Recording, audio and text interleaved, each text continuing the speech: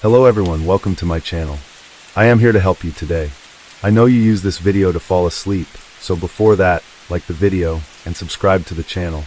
Also, where are you from and what time are you watching? Now get comfortable and relax.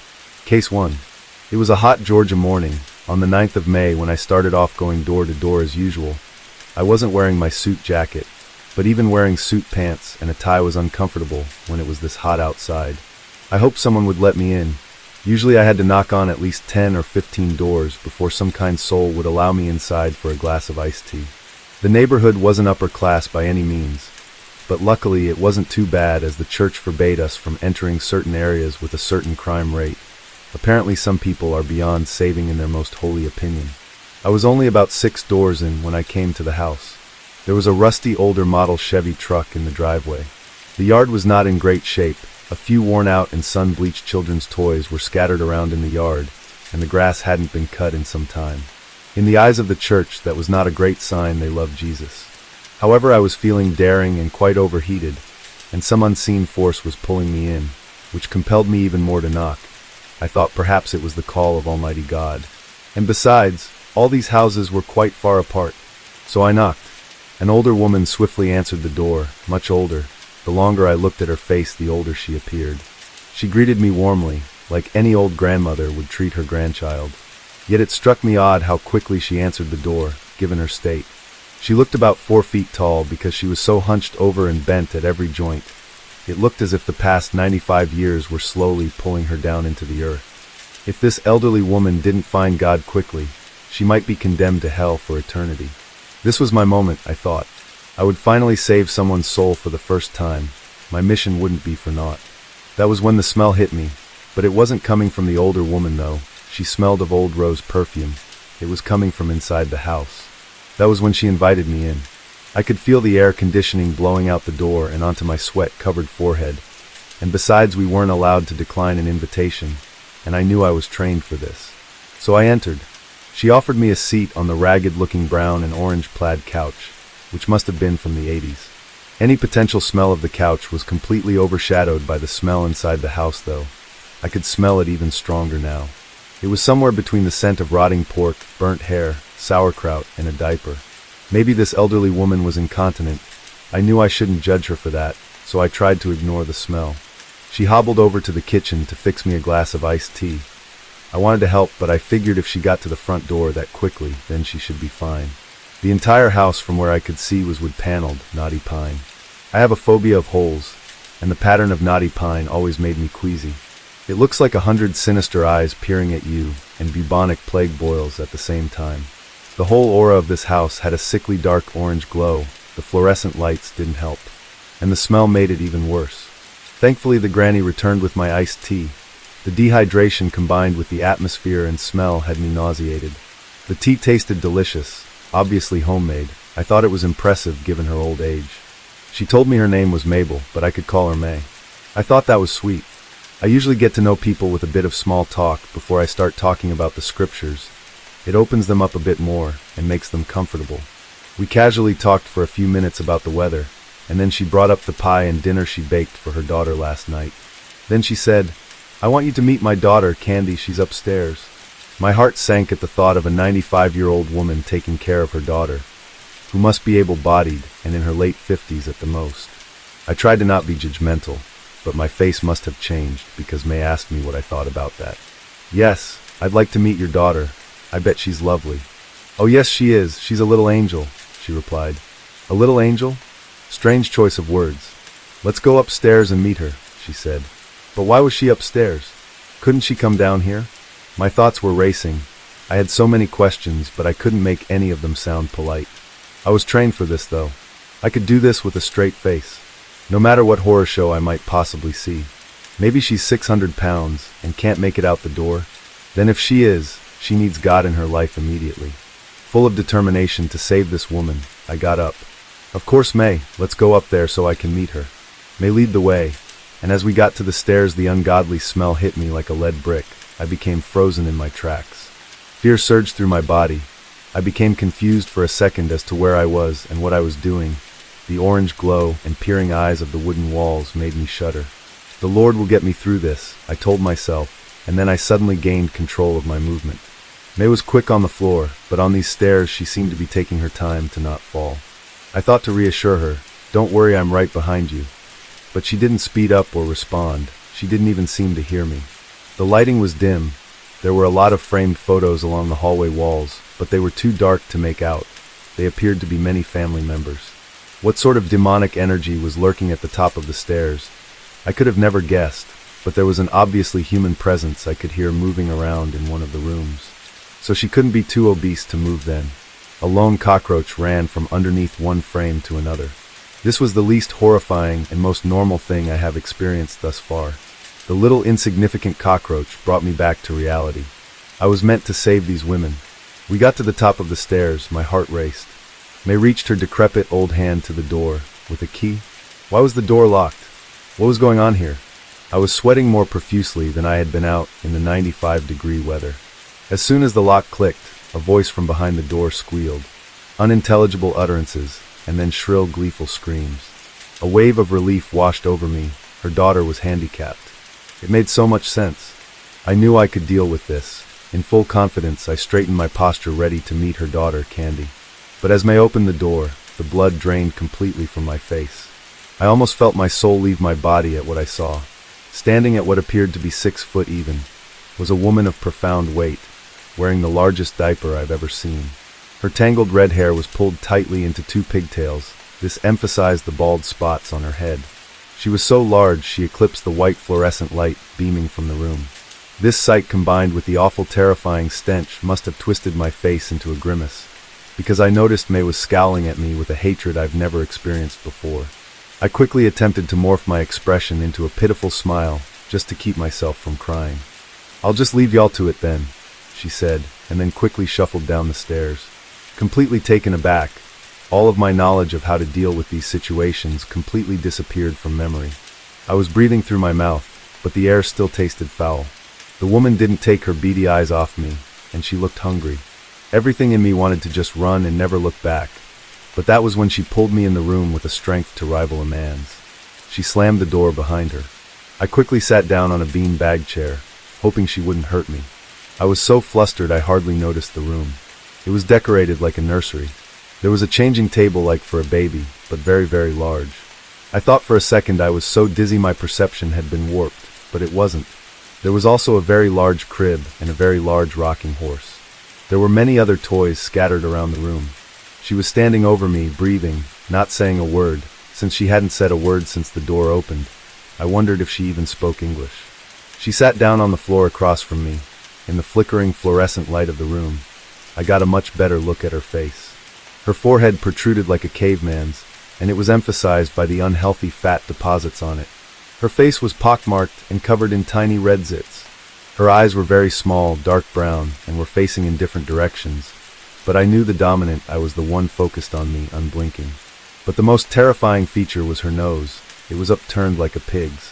It reminded me of the stories I heard from other guys at church, about how demons usually have animal features like goat feet or pig faces.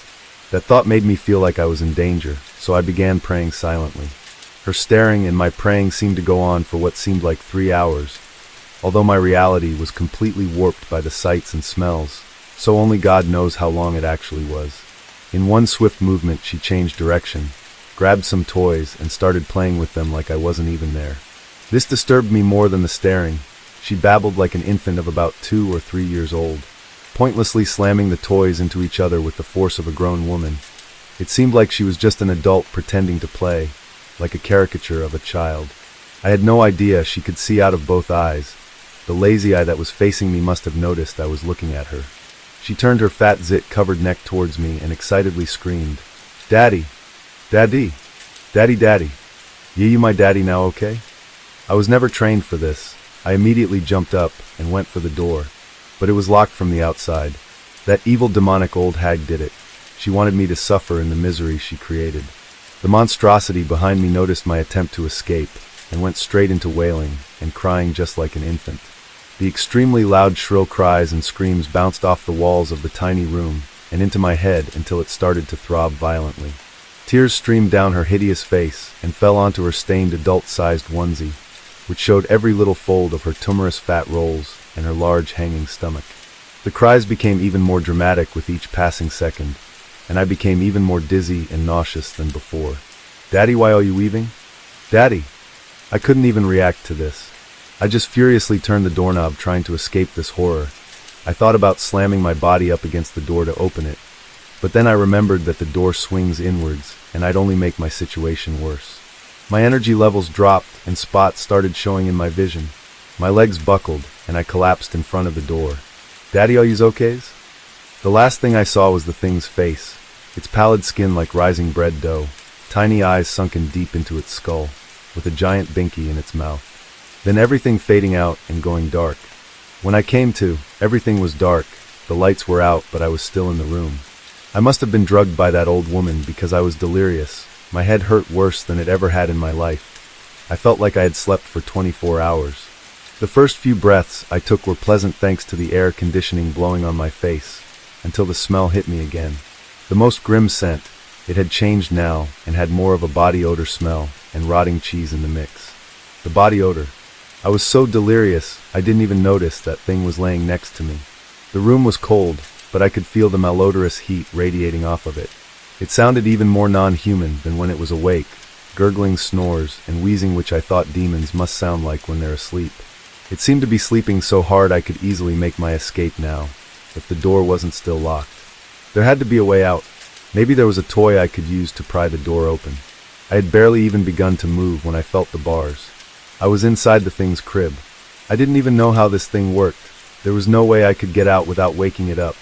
There was one tiny window with bars on it, so I decided to wait until sunrise so I could see how to get out of this. I woke up around 10 a.m., as the drugs must not have worn off yet. I lost my chance. The thing was already up and playing with its toys in the dim morning light. "Good morning, Daddy. You slept so long." I couldn't respond. The stark reality made me want to roll over in the fetal position and go back to sleep. But she wanted something from me and was already on her way over to me. "Pete, please, I just want to go home." I sheepishly said, hoping she would feel some sort of sympathy and convince the old hag to let me go.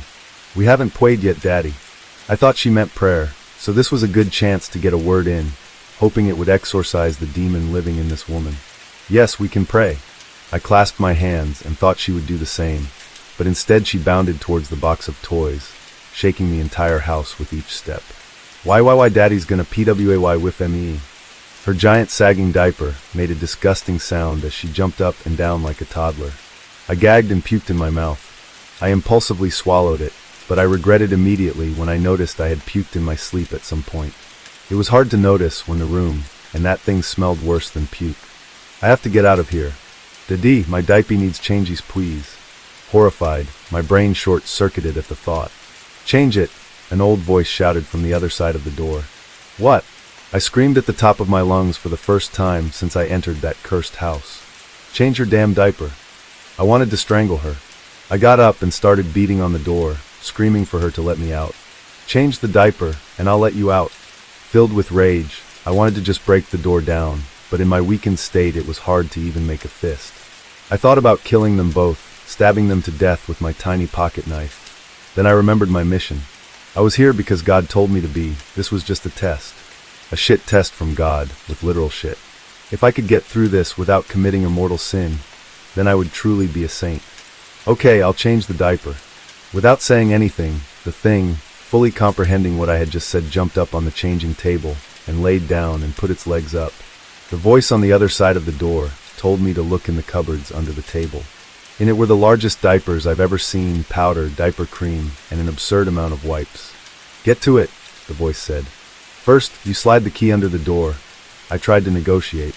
"Hell no, then you'll just leave. Change the diaper first." I had no choice. I tried to disassociate. The sight was nightmarish, and the smell even more so. I won't get into the details. "FNKU Daddy, IWV. All of my pride had vanished. I had succumbed to unimaginable psychological torture, instead of just beating them both to death and hand delivering them to hell. "Now let me out," I screamed. "Daddy, please don't weave." I had to get out. Against all odds, I heard the lock click. I was free. I slammed the door wide open, only to see the old woman gone. She must have slipped into one of the other rooms at the top of the stairs, so I wouldn't murder her with complete justification. Quite smart on her part, because I would have loved to. Daddy NOO. Daddy stay here with me. The thing screamed in that disturbing childlike voice. I ran down the stairs so fast I thought I was going to fly. I barreled through the living room and out the front door, leaving it wide open in my wake. I ran all the way home and felt like my heart was going to explode. I took a 2-hour-long shower, then went to bed and slept for about 18 hours. I never told the cops or anyone what happened because I was so afraid that people would find out what I had to do to escape, and I felt like a fool for falling for it in the first place. If anyone asked about that house, I said they don't let anyone in, or they just don't answer the door. So now whenever people ask me about the craziest experience I've had as a missionary going door to door, I always just tell them the elaborate story of how a smoking hot cougar in a tight black dress tried to seduce me, but I gracefully resisted her cunning advances with the power of the divine and almighty God. Case 2. Our story starts in Hakalau, Hawaii, where our truly vile main character, Raymond Martinez Fernandez, was born on December 17, 1914, a Sagittarius, who would have guessed one. Fernandez was raised in Bridgeport, Connecticut, and by the age of 16, had already spent time in jail for theft. As a result, the Fernandez family returned to Spain in 1932. By 1934, Raymond Fernandez had secured work as a ranch hand on his uncle's farm, married his first wife, Encarnacion Robles, and become a father to at least one child, all before the age of 20. World War II found Fernandez a role in Spain's Merchant Marine Corps, where he was able to transition into a career with British intelligence too. These careers offered him a taste of life as an unattached bachelor and ultimately led to his return to the United States and the abandoning of his wife and their 4 children. His journey to return to the United States began with finding a charter on a ship that was heading to Mobile, Alabama. Not long after boarding the ship, a steel hatch fell, striking him and fracturing his skull, causing significant damage to his frontal lobe.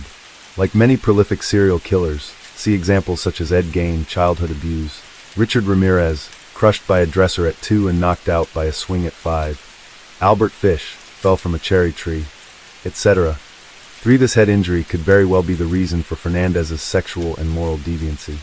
After a year-long recovery period in the ship's infirmary, he managed to steal a fair amount of clothing from the ship's marked storeroom, and was arrested when he attempted to pass through customs, which resulted in a sentence at the federal penitentiary in Tallahassee, Florida. His cellmate, an inmate of Haitian descent, introduced him to the spiritual practices of voodoo, through which Fernandez's confidence blossomed, and he believed himself to be irresistible, and able to seduce any woman. He set his sights upon point 5. Armed with his newfound beliefs, he took to trolling the personal ads for single older women, where he met his murderous counterpart, Martha Beck, and began his dark journey to infamy. Martha Jewel Beck, born Martha Jewel Seabrook, came into the world on May 6, 1919, in Milton, Florida. Why is it always you? Her weight quickly became a topic of discussion, from her classmates to her overbearing and demeaning mother. She was constantly berated for her appearance starting at an early age. Due to a glandular disorder, she developed much faster than the average child and was reported to have the body and sexual drive of a grown woman. Martha Jewel Beck, born Martha Jewel Seabrook, came into the world on May 6, 1919, in Milton, Florida. Why is it always you? Her weight quickly became a topic of discussion, from her classmates to her overbearing and demeaning mother. She was constantly berated for her appearance starting at an early age. Due to a glandular disorder, she developed much faster than the average child and was reported to have the body and sexual drive of a grown woman. 6. Unfortunately, by age 10, she had been sexually assaulted by her brother, and when she informed her mother, she was beaten and blamed for the assault. Her mother continued to cause strife in Martha's life by running off any boys that ever showed interest in Martha with insults and threats. As she aged, Martha continued to withdraw into herself, preferring solitude to the company of others while her weight continued to have adverse effects on her life. After attending nursing school and graduating first in her class, she was unable to find employment due to her physical appearance, which led to her being forced to accept a job as an undertaker's assistant, where she helped to prepare female bodies for burial. Pretty convenient prerequisite for a future serial killer, I'd say. In her desperation to begin life anew, Martha found herself in California working as an army nurse. She spent her nights in bars, occasionally picking up soldiers and taking them home, as one does. These behaviors ultimately led to her first pregnancy, and upon informing the father of her condition, he attempted to end his own life. Distraught and ashamed, Martha fled back to Milton, where she gave birth to her daughter, Willa Dean, in 1944.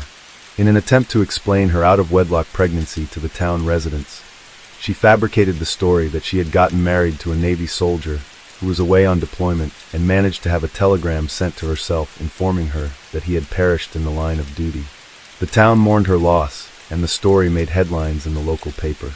Not long after the birth of Willa Dean, Martha met Pensacola bus driver Alfred Beck and found herself pregnant, married with a newborn son whom she named Alfred, and then divorced, all within a 6-month time frame. This ushered in a deep depression where she coped by throwing herself headfirst into her nursing work, which eventually granted her a promotion to nurse superintendent at a Pensacola hospital. But she still found herself lacking the relationships that she so craved. A practical joke pulled by a co-worker led to her receiving an ad for Mother Dineen's Family Club for Lonely Hearts. But in a shocking act of defiance, she listed an ad for herself and took the first steps on her path to the end. In the dark days before dating apps such as Tinder, Bumble, and FarMercenally.com, our grandparents used to publicize their loneliness by taking out Lonely Hearts ads, in the hopes of finding their perfect match. Unfortunately for some, these ads ultimately led to an untimely demise. In the winter of 1947, Martha would receive her first and only reply to her ad in Mother Dineen's. Raymond Fernandez had come across the listing and reached out, painting himself as a successful businessman in trading. His letters detailed his loneliness and desire to share his life with another, Yng Martha with his way with words and seemingly similar search for love. Weeks of being pen pals led to one failed visit in Florida, which led to a vintage. He broke up with me through a text letter, which then led to a very reluctant invitation from Raymond inviting Martha and the children to visit him in New York. On January 25, 1948, Martha Beck dropped her kids off at the Salvation Army of New York after deciding that the best and only way to keep her new man would be to abandon her offspring. It wasn't until 1951, when she found herself in Sing Sing Prison, a mere 3 years after releasing them from her care, that she would reach out to her children via letter. It is unknown how their relationship progressed, but it's obvious that she won the Mother of the Year award. After finding themselves childless and fancy-free, Raymond told Martha everything about the dozens of women he had robbed through Lonely Hearts ads. As she had already committed her heart to him, she felt that it was her duty to assist him in his endeavors. Over the next 3 years, Raymond would go on to marry dozens of women across several states in the hopes of gaining access to their money and assets. Martha would pose as his sister or sister-in-law, depending on the situation, to ensure the victims felt comfortable with their new love interest. Unfortunately for Martha, Raymond showed no signs of wishing to commit himself to her, and she sat idly by while the object of her affections would sleep with and swindle countless other women. As the saying goes, hell hath no fury like a woman scorned. Murder was not a part of the Lonely Hearts scam until 1949, when, in a fit of jealousy, Martha murdered 66-year-old Janet Fay. Miss Fay was the couple's latest victim and had come to live with Fernandez in his Long Island apartment, and upon finding the couple in bed together, Beck fatally injured Janet by taking a ball-peen hammer to her skull. Realizing that Miss Fay had not been killed by Martha's attack, Fernandez ended her life via strangulation.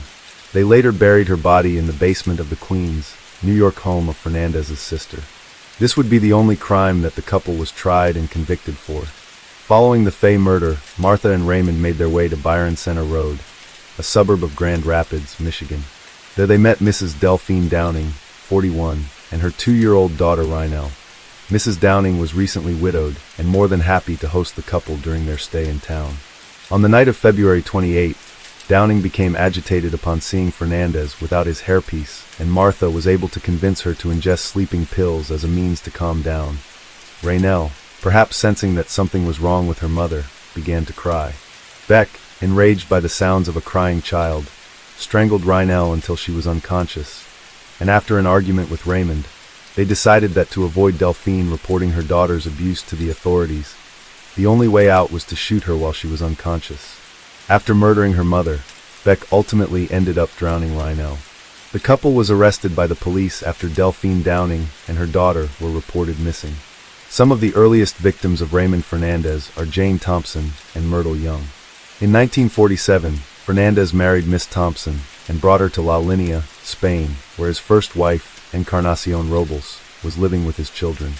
He introduced the two women, and the three were often seen out on the town. Unfortunately, there was an altercation between the two women, and Mr. Fernandez was seen fleeing from the hotel room. Jane Thompson's body was discovered the next morning, but her cause of death was listed as a heart attack. 16.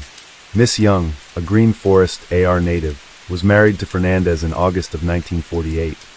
Beck and Fernandez stole a total of $4,000 from her before sending her back to Arkansas, where she died of a brain hemorrhage after an overdose of sleeping pills administered by Beck. There are anywhere from 17 to 20 women suspected to have been targeted by Martha and Raymond, but no one has ever been able to confirm their connections to these cases. Although they had been arrested for both the murders of Janet Faye and the Downing family, they were only being charged for Miss Faye's death, as the state of New York had the death penalty, whereas Michigan did not. After a whirlwind jury trial, they were sentenced to death by electric chair. On March 8, 1951, in Ossining, New York, Fernandez and Beck breathed their last breaths. Martha Beck was 31 at the time of her execution. Raymond Fernandez was 36. Martha Beck's last words were a statement of undying love, wherein she proclaimed her passion for her partner. My story was a love story, and only those that have been in love as I have know what I mean. I am not unfeeling, stupid, or moronic. I am a woman who had a great love and always will have it. Imprisonment in the death house has only strengthened my feelings for Raymond. In a similar but much simpler fashion, Raymond Fernandez's last words were as follows: I want to shout it out, that I love Martha. What does the public know about love? This story of the heinous crimes carried out by this couple has inspired several films, most notably the 1970s cult classic, The Honeymoon Killers, directed by Leonard Castle, starring Mary Jane Higby as Janet Faye, Shirley Stoller as Martha Beck, and Tony LoBianco as Raymond Fernandez. The 1996 Mexican film, Deep Crimson, starring Regina Orozco and Daniel Jimenez Cacho. The 2006 film, Lonely Hearts, starring Salma Hayek and Jared Leto. The 2014 Belgian-French film, Alleluia, starring Lola Duenas and Laurent Lucas. Case 3. This is the twisted tale of John George Hay, better known as the acid bath serial killer. The Englishman committed mass murder in the 1940s and disposed of his victims by dissolving their corpses in metal oil drums filled with sulfuric acid. The acid bath murders are surely unlike any other true crime story. John George Hay was born on July 24, 1909, in Stamford, England. He was raised by his parents, John Robert and Emily Hay, in Outwood, West Yorkshire. Hay's parents were Plymouth Brethren, a conservative Protestant sect. His father believed that the world was evil, so the family needed to separate themselves. Hay had a bleak and lonely childhood due to his parents' extreme religious values. He didn't have any friends growing up, mainly associating with his few pets and his neighbor's dog. Hay's father even built a tall fence around their yard to prevent contact from the outside world. Young Hay had a passion for classical music. He eventually taught himself how to play the piano at home and often attended orchestral concerts. Hay won a scholarship to attend Queen Elizabeth Grammar School and was offered another scholarship to Wakefield Cathedral, where he became one of their choir boys. John Hay married the 23-year-old Beatrice Betty Hammer on July 6, 1934. Betty was often described as a lively woman and a good-time girl. Upon marriage, the couple barely knew each other. However, Hay managed to impress the young woman with his manners and charm, so she said yes without hesitation when he asked her to be his bride. After 4 short months, Betty left Hay upon his arrest for forging vehicle documents. While Hay was carrying out his prison sentence, Betty gave birth to his child, but gave it up for adoption. In 1936, John George Hay moved to London, becoming a chauffeur for William Donald McSwan. He also posed as a solicitor named William Adamson, selling fraudulent stock shares. His shady business was soon uncovered when someone noticed he misspelled Guilford, where his office was located, on his letterhead. This earned him yet another prison sentence for fraud, and this time he would spend 4 years behind bars. Hay was released shortly after World War II started. However, he didn't learn his lesson as he was sentenced for fraud several more times. During his time behind bars, Hay got an idea that he would later use to cover up his killings. One of his regrets was that he left victims behind to accuse him. Hay spent time in prison studying the French murderer Georges Alexander Sarret, who disposed of his victims' bodies with acid. Hay tested this on mice, finding it only took 30 minutes for them to dissolve in the acid.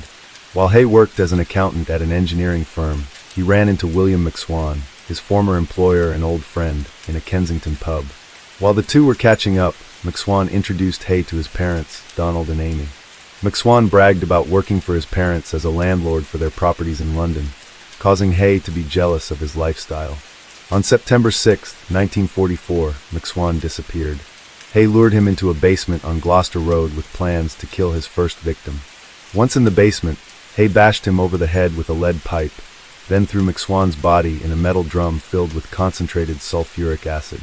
Hay returned 2 days later, finding that the body was mostly dissolved. He then poured the remains down a manhole. Hay told McSwan's parents that their son was hiding in Scotland to avoid the draft as a cover-up. He then took their son's place, living with them and collecting rent at their properties. However, they became worried about their son, who had not returned once the war was over. Hay would take his next victims, Donald and Amy McSwan, on July 2, 1945. He lured them to Gloucester Road by telling them that their son had returned for a surprise visit. Hay proceeded to strike the couple in the head and threw the bodies in sulfuric acid as well. Posing as their son, Hay stole their pensions checks and sold their properties for £8,000, using the money to move to the Onslow Court Hotel in South Kensington. Having a gambling problem, the acid bath murderer ran out of his stolen funds by 1947. This gave him the urge to find his next victims to kill and rob. Hay would soon meet Dr. Archibald Henderson and his wife, Rose Henderson. Hay pretended to be interested in a house they were selling. Taking a liking to Hay, Rose invited him to play piano at their housewarming party. While at their flat, the serial killer stole Dr. Henderson's revolver. The murderer decided to relocate his operations, moving his metal drums to a small workshop he rented on Leopold Road in West Sussex. On February 12, 1948, he drove Henderson to his workshop, telling him that he wanted to show him an invention. When they entered Hay's workshop, he shot Dr. Henderson in the head without hesitation. After he called Mrs. Henderson, telling her she needed to come because her husband had fallen ill. He shot her in the head with the revolver as well. After Hay covered up the murder using his typical method, he forged their signatures on a letter that allowed him to sell their possessions for £8,000. He sold everything but their dog and their car, keeping them for himself. After Hay's 5 successful killings, he decided to rent a larger warehouse on Leopold Road. In this warehouse, he would murder his final victim. 69-year-old Olive Durand Deacon would capture Hay's attention. She was the widow of a wealthy solicitor, John Durand Deacon, and Hay's neighbor at the Onslow Court Hotel. At the time, Hay was posing as an engineer, so Mrs. Durand Deacon told him about an idea for artificial fingernails. He saw this as a perfect opportunity and invited her to his warehouse. Once inside, the acid bath murderer shot Olive Durand Deacon in the back of the neck with Dr. Henderson's stolen revolver. He then stripped her of her valuables, including her Persian fur coat, and submerged her body in sulfuric acid. The next day, guests at the hotel were concerned about Mrs. Durand Deacon being absent from breakfast, asking Hay if he knew where she was. He told them that the two had planned to meet the previous day, but she was a no-show. When Mrs. Durand Deacon was still missing the following day, it became apparent that something was wrong. To keep the guests from becoming suspicious of him, Hay asked Mrs. Lane, a concerned guest from the previous day, if she had heard anything about the missing woman.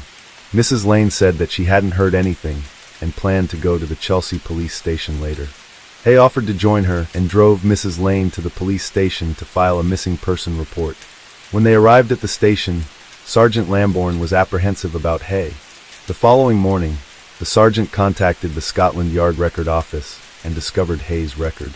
That same morning, Hay went to his warehouse to empty Mrs. Durand Deacon's liquefied body, making the misstep of pouring it on the ground outside. He then drove to Horsham to have Durand Deacon's jewelry appraised. When he returned to the hotel, a group of officers was waiting for him. Hay gave them a statement that retold his story about the missed meeting. The following Saturday, the police investigated Hay's warehouse on Leopold Road. They discovered a rubber apron, a gas mask, empty glass carboys, a recently fired revolver, and a dry cleaning receipt for Mrs. Durand Deacon's Persian fur coat during their investigation. After finding the evidence in the warehouse, they decided to search the surrounding area. On a pile of rubble behind the building, the detectives found 28 pounds of melted body fat, part of a foot, human gallstones, and part of a denture. With that, they had identified their prime suspect. When Hay was questioned by Detective Inspector Albert Webb, he asked, "Tell me frankly, what are the chances of anybody being released from Broadmoor, a high-security psychiatric hospital?" The detective told Hay that he could not tell him, to which Hay replied, "Well, if I told you the truth, you would not believe me. It sounds too fantastic to believe." And with that, Hay confessed that he killed Duran Deacon, the McSwan family, and the Hendersons. He also told the detective that he killed 3 others, a young boy named Max, a girl who lived in Eastbourne, and a woman from Hammersmith. Although these victims cannot be confirmed. John George Hay's trial took place on July 19, 1949, at Lewes Assizes and finished the following afternoon. At the trial, Hay pleaded insanity, telling the court that he had vampiric desires and drank the blood of his victims. To further prove his reason for the murders, he said he had dreams dominated by blood during his childhood. He told the court that his gruesome dreams returned when he got in a car accident in 1944. In his hallucination, the whole forest began to writhe and the trees, dark and erect, to ooze blood. A man went from each tree catching the blood. When the cup was full, he approached me. "Drink," claimed Hay. However, there was nothing to prove that he consumed his victim's blood. By recalling his nightmares and claiming to be a vampire, Hay was likely attempting to appear delusional to prevent his future execution. Upon hearing Hay's insanity plea, the detective that questioned him about the murders told the prosecutor, Lord Shawcross, that he was asking about the chances of escaping from a psychiatric institution. Shawcross urged the jury to reject Hay's insanity defense because he committed the murders with malice aforethought. The defender, Sir David Maxwell Fyfe, called many witnesses into court to attest to Hay's mental state. Hay's attempt to appear mentally insane failed. It only took the jury 15 minutes to find him guilty. The judge presiding over the trial asked Hay if he had anything to say for himself, to which he responded, "Nothing at all." The gavel was struck, and the judge sentenced John George Hay to be executed by hanging. While Hay was on death row, awaiting his execution at Wandsworth Prison, it was reported that he asked one of the guards if he could have a trial run of his hanging to ensure everything would go according to plan. His request was likely denied. Hay provided his life story to the newspaper that funded his trial, wrote letters to his girlfriend, Barbara Stevens, and his parents, who didn't have a chance to see him before his life would be taken away. He also got fitted for a death mask requested by Madame Tussauds. On August 10, 1949, John George Hay, the acid bath murderer, would meet his demise. The killer was led to the gallows by Chief Executioner Albert Pierrepoint. It was there where John George Hay would drink brandy and take his final breath. John Hay, the acid bath murderer, was one of England's most notorious serial killers.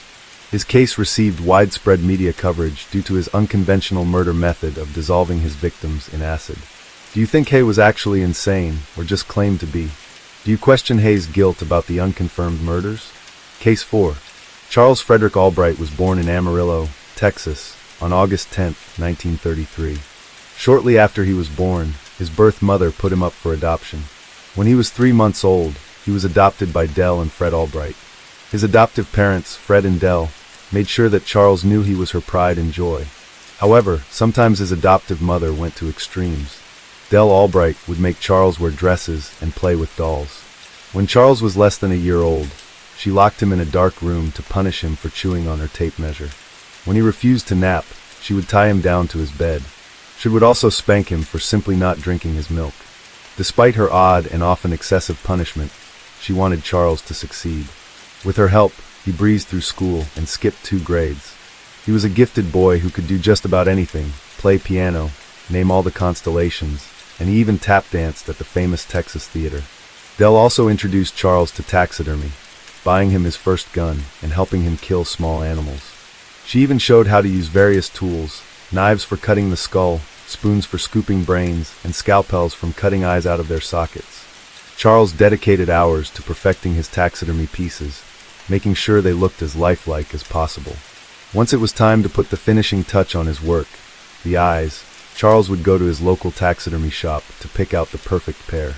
He loved browsing the displays full of gleaming fake eyes and wished that he could collect them like how other boys collected marbles. At only 13 years old, Charles Albright already had charges for petty theft and aggravated assault on his criminal record. Then he graduated from high school at 15 years old and attended North Texas University, wanting to become a medical doctor. While attending NTU, police caught Albright carrying stolen cash, a rifle, and 2 handguns. This crime landed him in jail for a year, causing him to drop out of college. After being released from jail, Charles Albright enrolled at Arkansas State Teachers College, majoring in pre-med studies. However, after he was found with stolen items, the college expelled him. Albright believed he still deserved his degree despite his expulsion, so he falsified one. He created his fictitious bachelor's and master's degrees using stolen documents and forged signatures. Charles Albright married and had a daughter with his college girlfriend. However, he was caught for his falsified degree while teaching at a high school and was placed on probation. He and his wife separated in 1965 and divorced in 1974. He then received a 2-year prison sentence when he was caught stealing hundreds of dollars worth of goods from a hardware store. But he was released after serving only 6 months of his sentence. After his release, he befriended some of his neighbors and was eventually asked to babysit their children. In 1981, Albright sexually molested the 14-year-old daughter of one of his neighbors. He pled guilty and received probation for this crime, but later claimed he was innocent and only pled guilty to avoid a hassle. In 1985, Albright fell in love with a woman named Dixie Austin. She was a shy widow that Albright met while traveling to Arkansas. His relationship with Dixie was one of the most romantic times of his life, taking her on classy dinner dates and charming her with stories about art and nature. Albright eventually invited his girlfriend to live with him. Soon, she supported him financially and paid all of his bills. Albright delivered newspapers in the early morning. Apparently, this was a cover-up to visit prostitutes without arousing Dixie's suspicion. This is when Charles Frederick Albright murdered 3 Dallas prostitutes and transformed from an average guy into the Dallas slasher. The eyeball killer's first victim was a 33-year-old prostitute named Mary Lou Pratt. She was found dead in the DeSoto city limits, just outside South Dallas, Texas. The 156-pound woman was found stripped of everything except her t-shirt and bra, which were pulled up over her breasts. Her eyes were shut, and she had severe chest and facial bruises. It can be concluded that the murderer beat her before he killed Pratt. One of the local residents from the neighborhood where the incident occurred was so mortified by what he saw that he brought a flowered bed sheet from his house to cover the corpse. When the Dallas police arrived on the scene, one of the officers immediately recognized Mary Pratt, since she was a veteran prostitute who worked at the Star Motel in Oak Cliff. While the sex workers often called for help due to abusive clients, it was rare for one to be murdered, especially someone as well-liked as Mary. Mary Pratt's file was handed over to one of Dallas's most talented investigators, John Westphalen. The murder was a dump body case, one of the most complicated types to solve since the victim was killed in one location and dropped off in another. There was also no murder weapon, victims, or other forensic evidence. Westphalen and his partner, Stan McNear, went to the office of the Dallas County Medical Examiner to watch Mary Pratt's autopsy. During the autopsy, one of the pathologists noted the needle marks on Pratt's arm and the bullet hole in her head. But she let out a gasp once she opened Pratt's eyes. Both of them were missing. The eyes had been removed with such surgical precision that there was no tissue, and the upper and lower eyelids were left unobstructed. After the shocking situation at the examiner's office, Westphalen urgently contacted the FBI's Violent Crimes Apprehension Program unit. The unit stores all of the nation's most gruesome murders on its database. However, an FBI agent reported that they had no records of anything like the murder of Mary Pratt. Susan Peterson, another young prostitute, was dumped on the same street Mary Pratt was, outside the Dallas city limits in DeSoto. Her breasts were unveiled, and eyes shut the same way as Pratt's, only she was shot in the back of the head, top of the head, and in the left breast. Susan Peterson's case was assigned to Larry Oliver, a detective who didn't know about Pratt's murder 2 months earlier. The case unfolded in the same way as the Pratt case. When Oliver visited the medical examiner, they discovered that both eyeballs were removed from the corpse. On March 19, 1991, another prostitute named Shirley Williams was found dead, this time from the Avalon Motel, a few miles away from the Star Motel. Her body was found at 6:20 in the morning, half a block away from an elementary school in Oak Cliff. As the young students walked to school, they could see the naked corpse lying lifeless on the curb. Investigator Westphalen was in charge of uncovering the murder of Shirley Williams. When he arrived at the Williams murder site, He directed the medical examiner's field agent to see if the body's eyeballs were intact. When they discovered that the body had no eyeballs, they realized they were dealing with the same killer. During the autopsy of Shirley Williams, the medical examiner found the broken tip of an X-Acto blade embedded in her right eye socket. It was clear that the eyeball killer was in a rush this time. She also had a broken nose, facial bruises, and was shot in the back of the head. However, law enforcement faced an issue with Williams's murder. Due to the publicity of the local killings, the eyeball killer changed his tactics this time. His previous two victims were white sex workers from the Star Motel, but Williams was a woman from a different motel in another city. There was no telling where he would strike again. Charles Albright was targeted as a suspect for the killings when a woman reported to police that he and Mary Pratt were acquainted. Apparently, he was also known among the local prostitutes to have an infatuation with eyes. After several prostitutes came forward saying that Albright had assaulted them, police had reasonable suspicion and could obtain a warrant to search his home. Investigators found a Smith & Wesson .44 Magnum revolver, several X-Acto knives, and a red-stained condom in Albright's residence. They also discovered Nazi literature, books about serial killers, and several dolls with missing eyes. Unfortunately, the gun wasn't a match to the one used in the murders. However, they found hair consistent with Shirley Williams's on his blankets and in his vacuum.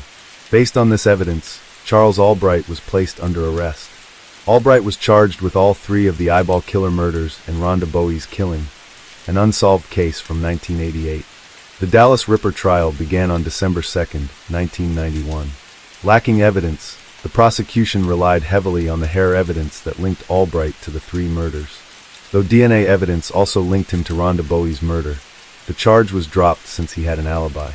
Charles Albright was convicted of killing Shirley Williams, the last of the three murdered prostitutes, and sentenced to life in prison.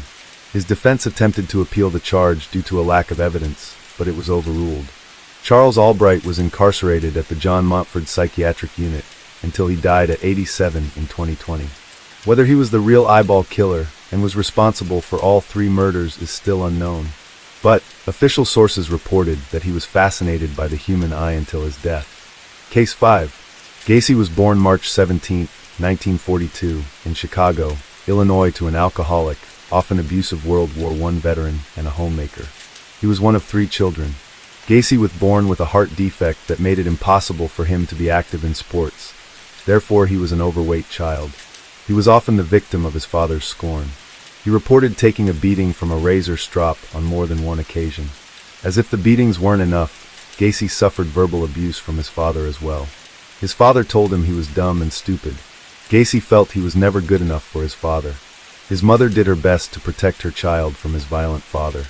This caused his father to call him a mama's boy and a sissy. Gacy's mother knew her son had a heart problem. She did her best to shield him from his angry father. Gacy reports being hospitalized for much of his life from the ages of 14 to 18 due to a mysterious seizure causing illness and a ruptured appendix. In a John Wayne Gacy interview, he reports his father's verbal abuse while sick in a hospital bed. According to Gacy, his father accused him of faking it. Signs of trouble were present during Gacy's childhood. When he was 6, Gacy stole a truck from a store. His mother forced him to take it back and apologize. His father beat him for it.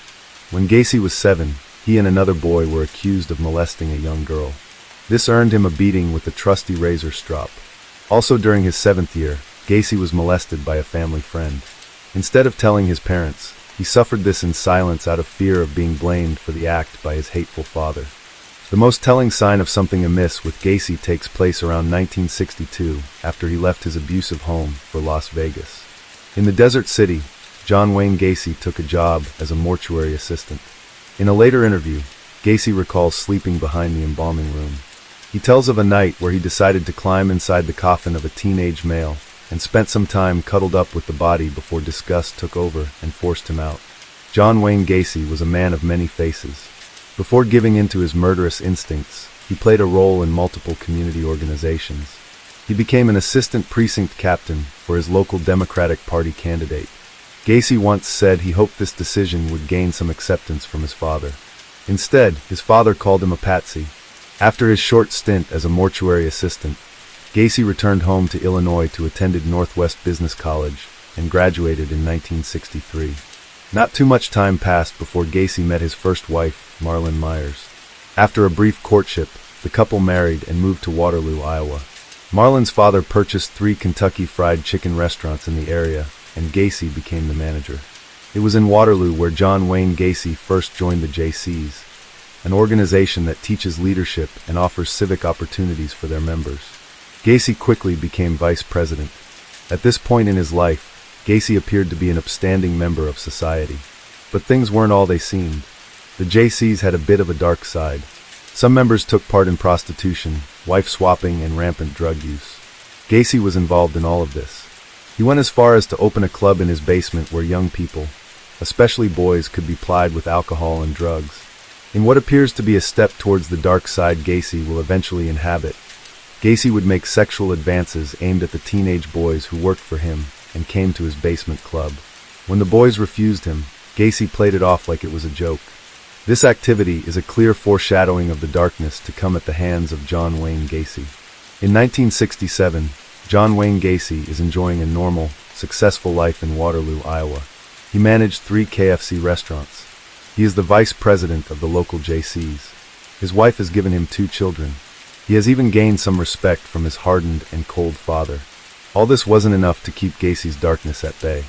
John Wayne Gacy's first victim was a 15-year-old son of a fellow JC member named Daniel Voorhees. Gacy had plied him with alcohol and forced the boy to perform oral sex. Several other young boys were assaulted by Gacy around this time. Sometimes Gacy would tell the boys they were part of a science experiment, paying some of them $50. Voorhees notified his father of the assault. Gacy was arrested for the assault of Voorhees, as well as the attempted assault of another 16-year-old boy. Gacy denied any wrongdoing and even requested a polygraph test, which showed his nervousness when denying the assaults. Gacy went as far as to say the assault accusations were politically motivated by a power-hungry member of the JCs. An indictment was handed down in the case brought about by Voorhees against Gacy in 1968.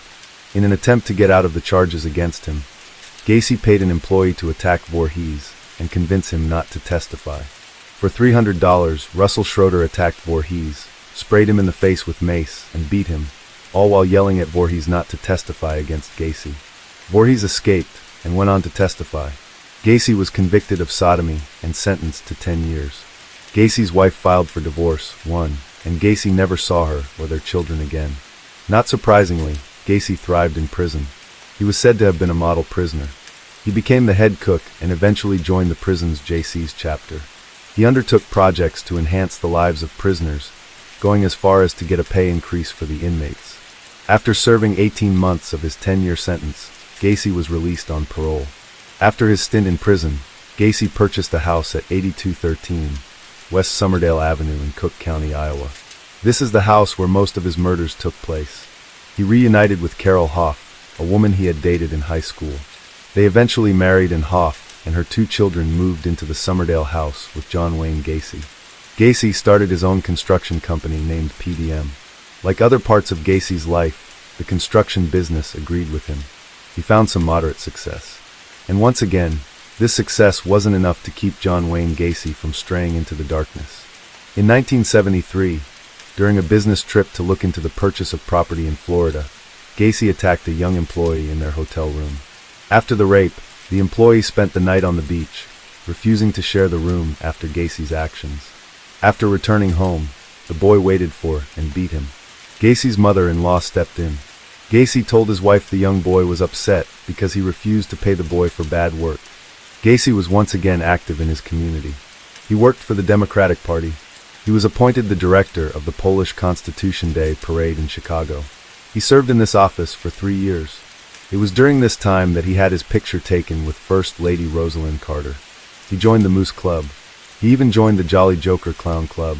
This is where he came up with his characters Pogo and Patches the Clown. He performed at Democratic parties, community events, and even children's hospitals. It has been noted that by keeping the sharp corners used in the drawing of the mouth of his clown face, Gacy went against the traditional soft lines that were thought to not be so scary to children. Even Gacy's clown was scary. His first murder could have been a misunderstanding. In 1972, Gacy picked up 16-year-old Timothy Jack McCoy from the local Greyhound terminal. He took him sightseeing around the city, and offered to let him spend the night with promises to take him to the bus terminal in the morning. Gacy woke up to find McCoy standing with a knife raised above his head. Gacy tackled McCoy, eventually killing him. Gacy buried McCoy in his crawl space, under a layer of concrete. After killing the boy, Gacy said he walked into the kitchen to find breakfast laid out and an uncut slab of bacon. Chances are, the boy was merely coming to wake Gacy for breakfast while accidentally holding the knife in what Gacy perceived to be a threatening manner. In an interview after his arrest, Gacy is quoted as saying he enjoyed a mind-numbing orgasm during the killing. The experience opened the door for more killings, Gacy always seeking that initial thrill. Gacy honed his murderous skills while working long hours to expand his construction company. In 1975, John Wayne Gacy was working 12 to 16 hours days, and then spent what little free time available cruising for men. That's the phrase he used to describe his driving around and picking up young boys to torture and murder. John Wayne Gacy developed techniques to make subduing and killing easier for him. And really, the scale Gacy was killing required a skilled technique. The handcuff trick involved getting his intended victim to willingly place the handcuffs on themselves. The handcuff trick involved plying a young boy with drugs or alcohol, and then employing his clown tricks to get the victim handcuffed and unable to fight back. The rope trip came next. This simply involved Gacy using a rope as a makeshift tourniquet to strangle his victims. Perhaps it was Gacy's constant absence that led to Carol asking for a divorce. Maybe it was an argument. Either way, the couple agreed to a divorce in 1976. The reason listed for the divorce was Gacy's infidelities with other women.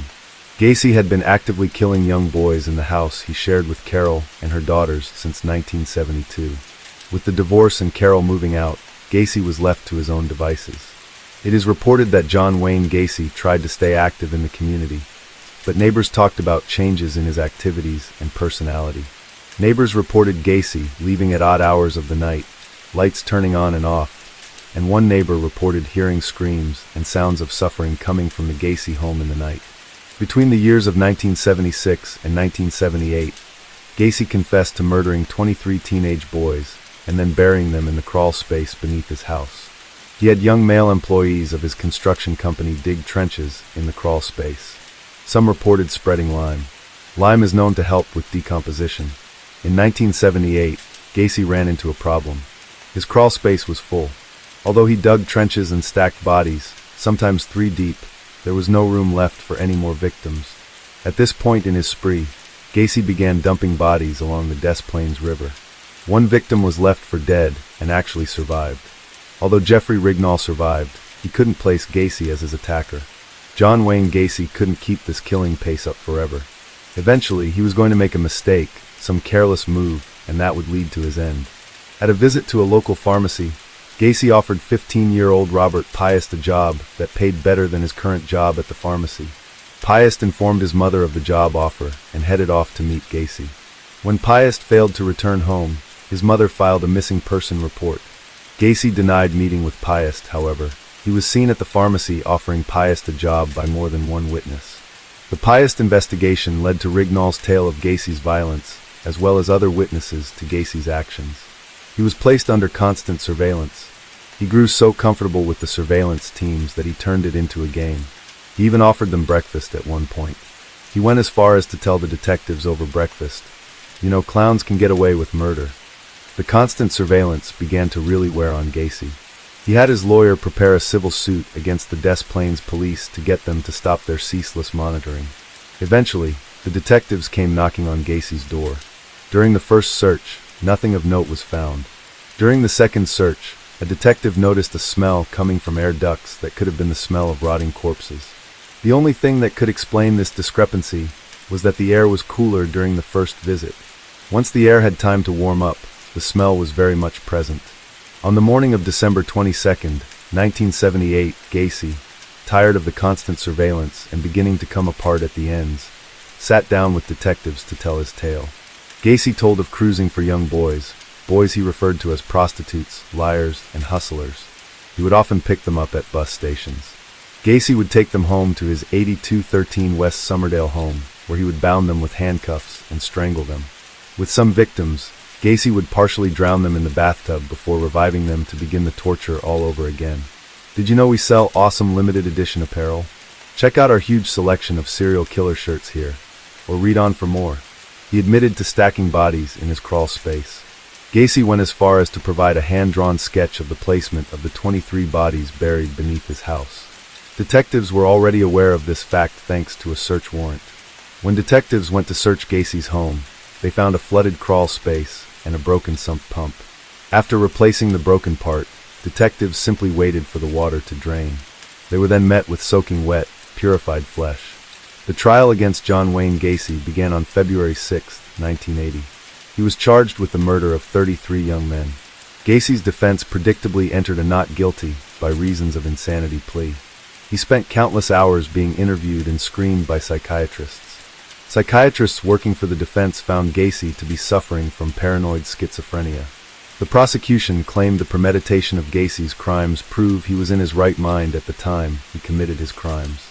Both the defense and prosecution presented their cases for and against Gacy. On March 12, 1980, with the jury spending less than 2 hours in deliberation, they found Gacy guilty of 33 murders, sexual assault, and indecent liberties with a child. The jury spent a little more than 2 hours deciding the fate of John Wayne Gacy. The jury came back with 12 death sentences to be carried out June 2, 1980. During Gacy's 15-year incarceration on death row at Menard Correctional Center in Chester, Illinois, he kept busy by filing appeals and giving interviews. John Wayne Gacy filed appeals arguing that he did not agree with his lawyer entering a plea of insanity during the trial.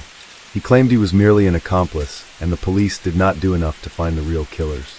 He appealed all the way to the Supreme Court of the United States to no avail. The death penalty stood.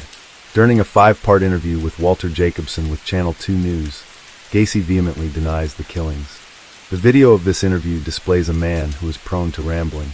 He comes across as cagey. He very much wants the public to know his story, although this is a completely new story than the one he told detectives 13 years before during his confession. Gacy begins the interview with some classic examples of victim blaming. During his original confession, he referred to his victims as male prostitutes, hustlers, and liars. He builds on this during the Channel 2 interview 13 years later. Gacy said the media portrays the dead boys as altar boys, picked up from the street, and I swatted them like flies. This was Gacy's way of blaming the victims, saying if they weren't runaways, they wouldn't have been out there to be killed.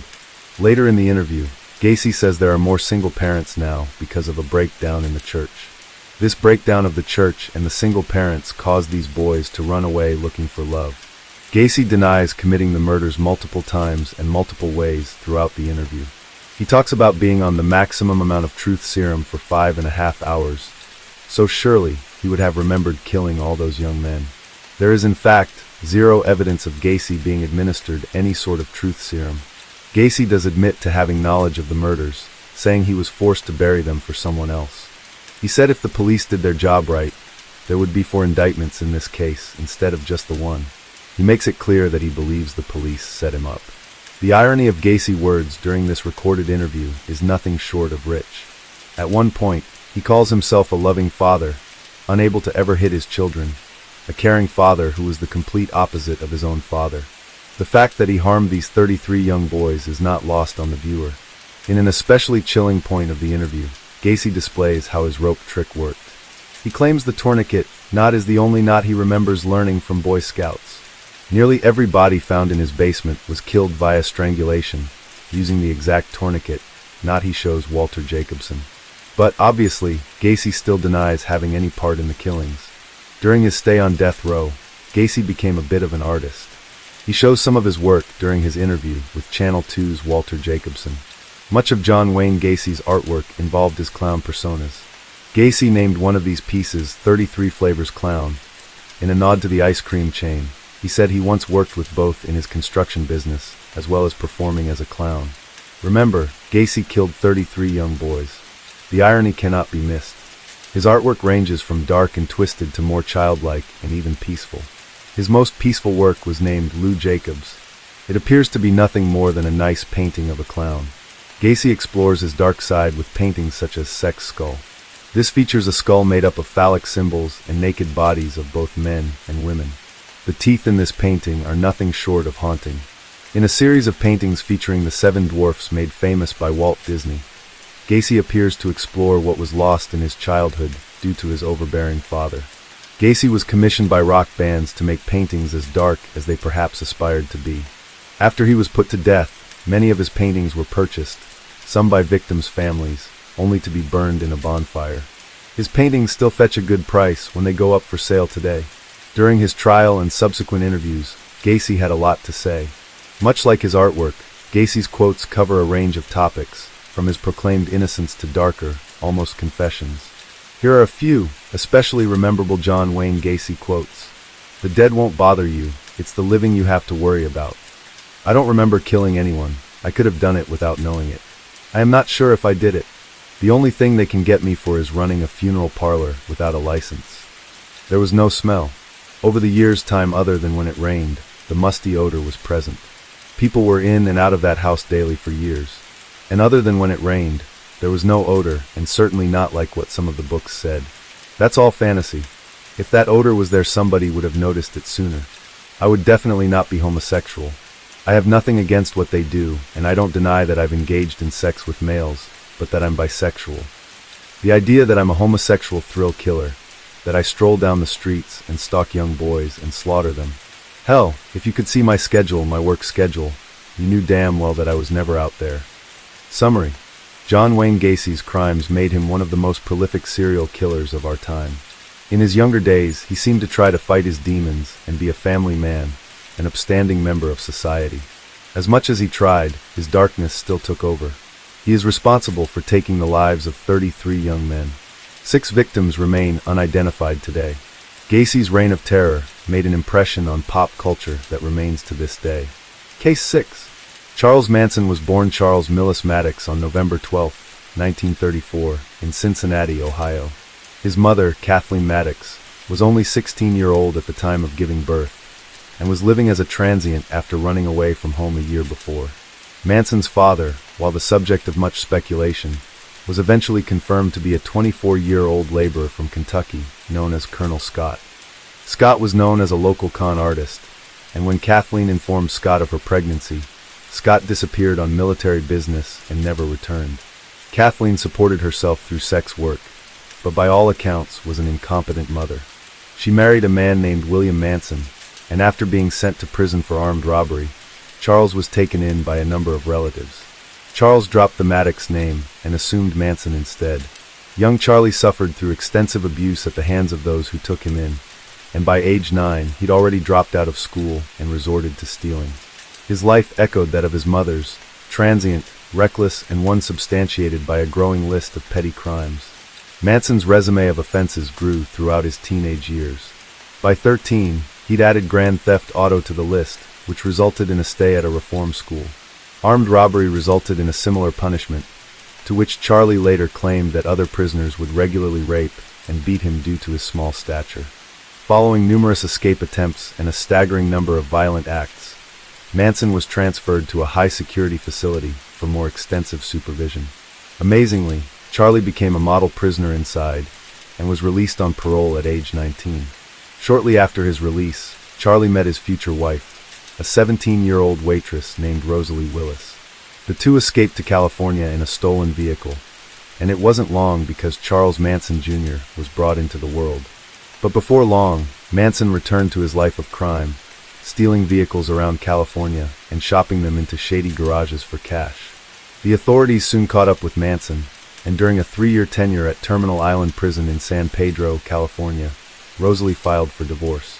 In 1958, Charlie was released from jail and became a pimp, utilizing the sexual services of young girls around California. Manson was continually busted, including being caught for cashing a forged treasury check. This resulted in a 10-year sentence at McNeil Island Penitentiary in Washington. It was here that Manson's love of music began to grow. He learned to play the guitar in prison, and soon developed an inflated sense of his own musical ability. Once released, Manson claimed he would release an album and be bigger than the Beatles.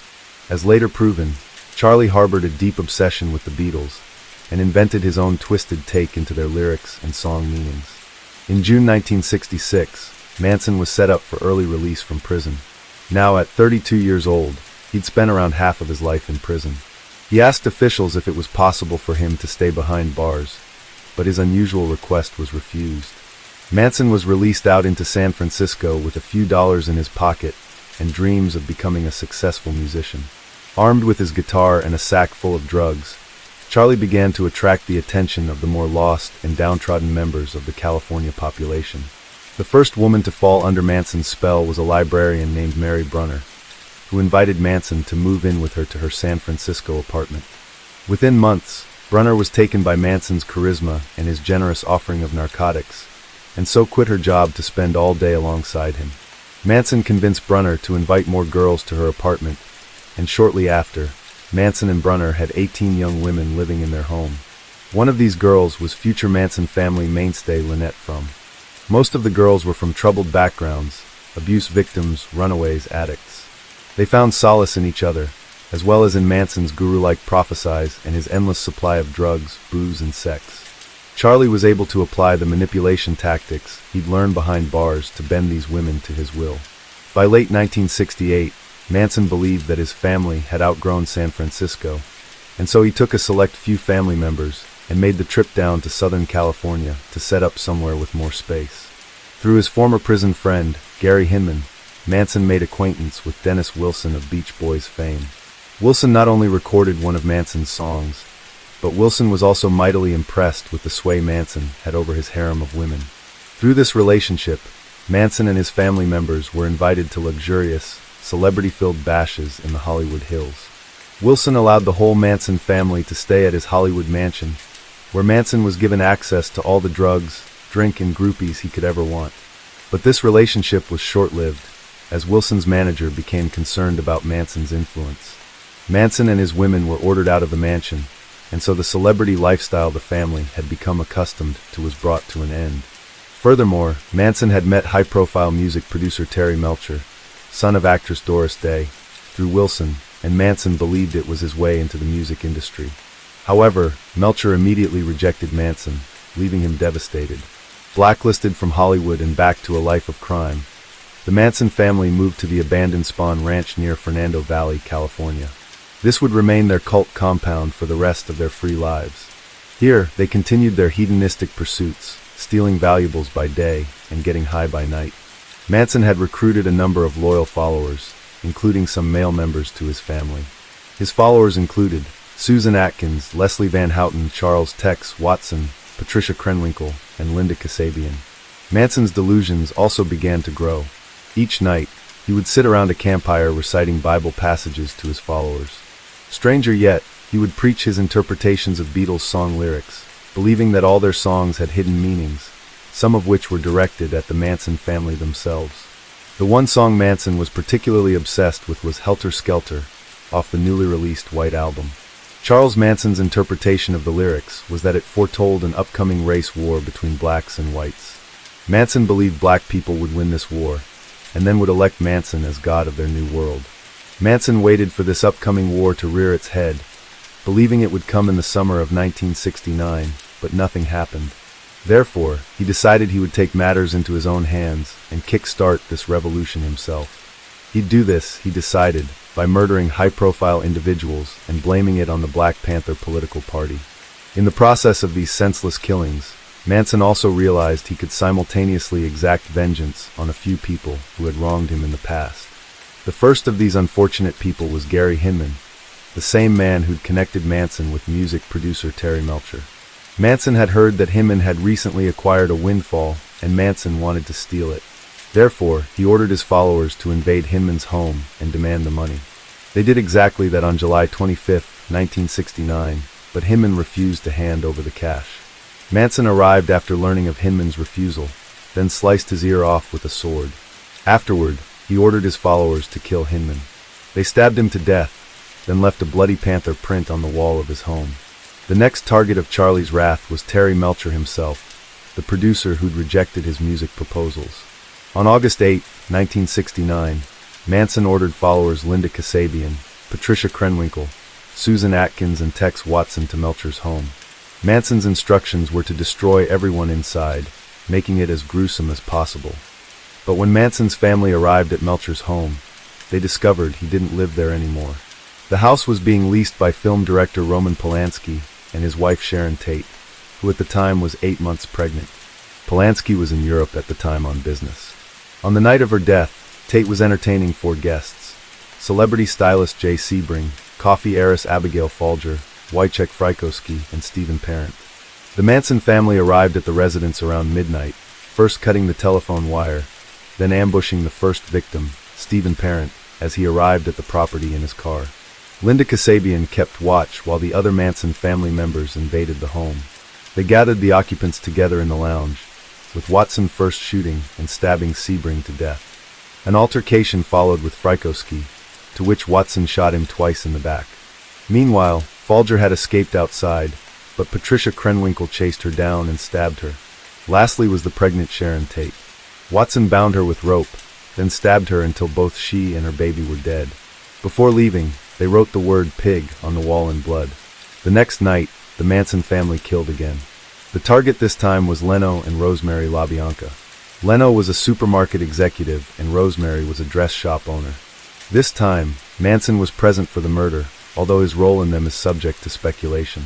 Some reports state that the cult leader refused to enter the home until Leno and Rosemary were restrained. Others state he was inside for the whole thing. After invading their home, Manson ordered each of his girls to play a part in the victims' deaths. They all did, stabbing Leno and Rosemary repeatedly. One of the followers carved war into Leno's stomach, while Krenwinkel wrote RSE and Death to Pigs on the wall. Hollywood was on high alert after the killings reached the news. Police were desperate to make headway, but found no solid evidence at any of the crime scenes. But around 2 months later, in October 1969, police linked the killing of Hinman to Tate LaBianca murders. Their investigation led them to Spawn Ranch, but once again, a lack of evidence prevented them from making any arrests. However, the same month, 24 Manson family members were arrested on grand theft charges after stealing VW Beetles and converting them into dune buggies. They were taken into custody, and it was only a matter of time before one of them accidentally let spill about their involvement with the recent murders. That person was Susan Atkins. She boasted to someone in her jail that she'd been the one to kill actress Sharon Tate. She claimed she was the one who did it, but that it was all Charles Manson's plan. Officers soon pieced together the evidence based on the new information. They found one of Patricia Krenwinkel's fingerprints at the crime scene, essentially implicating the entire Manson family. More evidence soon surfaced, including Atkins's knife and Watson's service revolver. The Manson family were sent to trial for the Tate LaBianca murders. The defendants were Charles Millis Manson, Leslie Van Houten, Susan Atkins, and Patricia Krenwinkel. Tex Watson was tried separately. The trial started on July 15, 1970. Manson regularly appeared in shabby clothing, and later arrived with an X carved into his forehead. While their guilt was determined, the jury deliberated on what punishment the defendants should receive. Atkins, Van Houten, and Krenwinkel all testified that Charlie didn't carry out any killings himself, which was true. However, his influence could not be understated. Therefore, they found Manson, Krenwinkel, and Atkins guilty of first-degree murder in all 7 of the Tate and LaBianca killings. They found Van Houten guilty of murder in the first degree in the LaBianca killings. On March 29, 1971, all 4 were sentenced to death. 3 years later, this was commuted to life imprisonment following the recently abolished death penalty in California.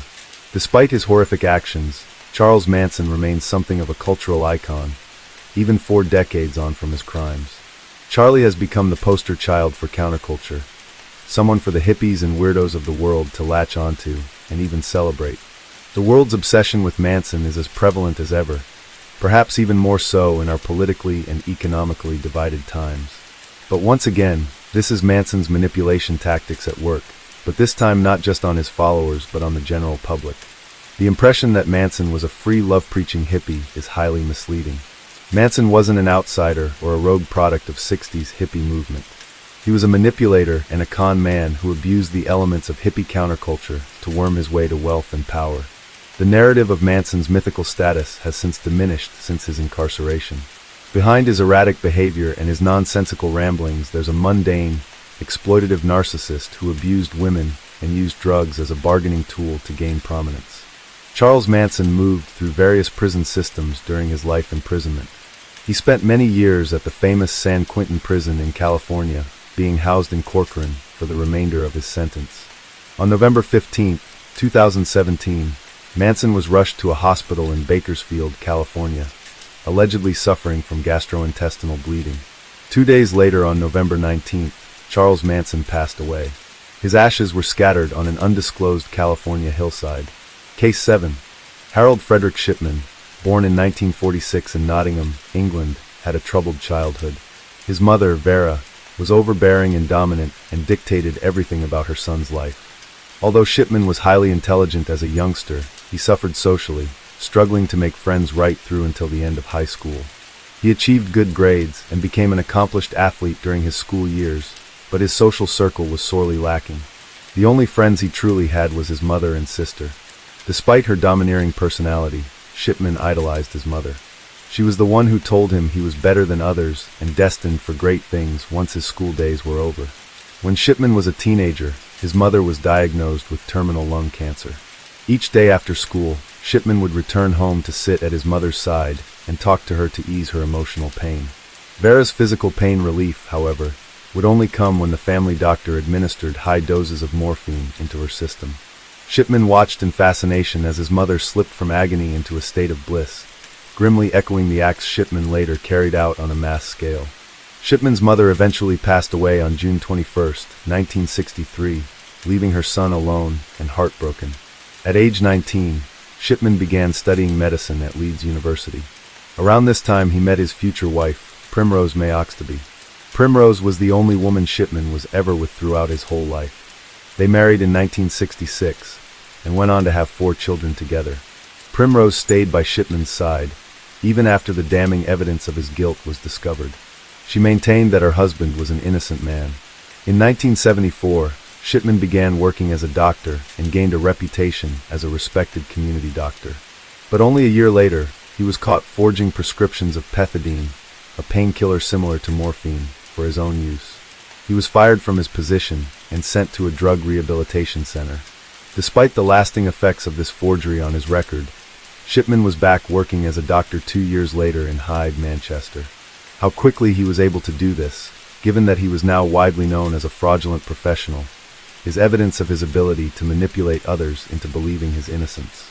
It wasn't long before he was back to being the respected community doctor he once was.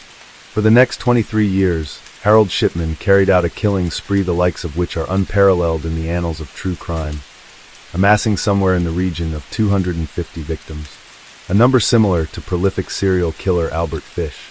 By night, he was a loving and devoted husband who raised 4 perfect children. But by day, he was a cruel and scheming killer, hiding his murderous desires behind the guise of the friendly neighborhood doctor. In 1998, a local undertaker named Alan Massey noticed that Shipman's patients were dying at an alarming rate. Massey was the person responsible for transporting the bodies of Shipman's victims from their homes, and quite often, he noticed things that didn't add up. Many of the patients were healthy and suffered no severe illnesses, so he couldn't understand why Shipman supplied them with such massive amounts of morphine. Massey confronted Shipman about it, but Shipman showed Massey each patient's certificate book which prescribed them morphine. However, these records weren't authentic. The death of Kathleen Grundy on June 24, 1998 would be the turning point for Shipman. Kathleen was discovered dead on her sofa by friends, and it came to light that Shipman had been with her only hours before she passed away. Shipman's excuse for being with Kathleen was he was taking blood samples for medical research. He also told Kathleen's daughter, Angela Woodruff, that an autopsy wasn't required to determine how she died. But even more bizarrely, Angela's solicitor later informed her that Kathleen had recently submitted her last will and testament, and in the will, Kathleen had left the considerable sum of £386,000 to Dr. Shipman. Angela became suspicious. Why would her mother leave such a large amount of money to a doctor she barely knew and hardly visited? Angela located the written document itself and found many errors. It was badly typed, and the signature didn't match her mother's. Angela informed the police of what she'd found. Police investigated Shipman under the belief he was forging documents, but what they discovered was much more horrifying. Shipman's home and office were searched, and police found pieces of women's jewelry, discarded medical records, and most importantly, a typewriter that matched the typeface and layout of the Kathleen Grundy's alleged will and testament. After speaking to the families of the recently deceased patients under Shipman's care, It came to light that Shipman had advised the families to cremate the bodies of their loved ones and to not request any further investigation regarding their deaths. But even if a family member did request further details, Shipman had already falsified all of his patients' medical records to justify the doses of morphine he injected into them. Despite Shipman's grandiose sense of superiority, one area he was not covertly skilled in was with computers. Although he claimed he was a computer expert, it would be his falsifying of documents which would lead to the discovery of his previous victims. Shipman was unaware that every change he made to his patient's medical history was logged on his hard drive with specific details and timestamps. Damning evidence was discovered that revealed Shipman had killed at least 15 of his patients by injecting them with fatal levels of morphine. The police confronted him with this information, but Shipman refused to cooperate and simply denied all claims. No one could believe that the mild-mannered local doctor had so cruelly taken the lives of 15 people who trusted him. Just this figure alone is enough to make Shipman one of the worst serial killers in British history, but after further investigation, it was discovered that Shipman's murders went right back to 1975. Between the years of 1971 and 1998, a total of 459 patients had died under Shipman's care. Accounting for natural deaths, this was an additional 250 deaths when compared to other doctors. The numbers were abnormally high, dating back to his very first year working as a doctor. During police interrogation, Shipman closed his eyes and remained silent, refusing to look at pictures of his victims or speak to any officers. However, in this chilling interview footage, Shipman can be seen holding his breath when the name of one of his victims is mentioned. The officer presents a picture of Elizabeth Pierce, one of the first victims to Shipman. He then doesn't take a breath for 9 seconds, 5 seconds longer than his baseline breathing rate. Psychologists saw this as a big indicator that the name Elizabeth Pierce was important to him. Shipman protested in his innocence all the way through his trial and has never confessed to anything. The reason why he killed is not truly understood. He is, by all accounts, a unique serial killer. His crimes involved no violence, no sadism, and no toying with his victims prior to death. Shipman's superiority complex was well documented by friends and colleagues, so the most probable reason for his murders was that he enjoyed playing God. Taking the lives of his victims inside their own homes was another way of him asserting his dominance over them. Another theory is that Shipman was recreating the death scene of his own mother over and over again. After all, she died in the exact same way as all of his victims did. Shipman was perhaps trying to come to terms with an incident of his childhood, which he never fully recovered from. Even stranger still is the fact that Shipman went to great lengths to forge a fake will, something he hadn't done before. If the will was executed, it would have awarded Shipman a significant amount of money, but Shipman already been working as a doctor for almost 30 years and had amassed considerable wealth. Shipman's wife, Primrose, stood by Shipman's side throughout his trial and even after his conviction. In 2004, Primrose wrote Shipman a letter saying, "Tell me everything, no matter what." Whether Shipman revealed the truth to her is unknown, but he maintained his innocence right up until his last day.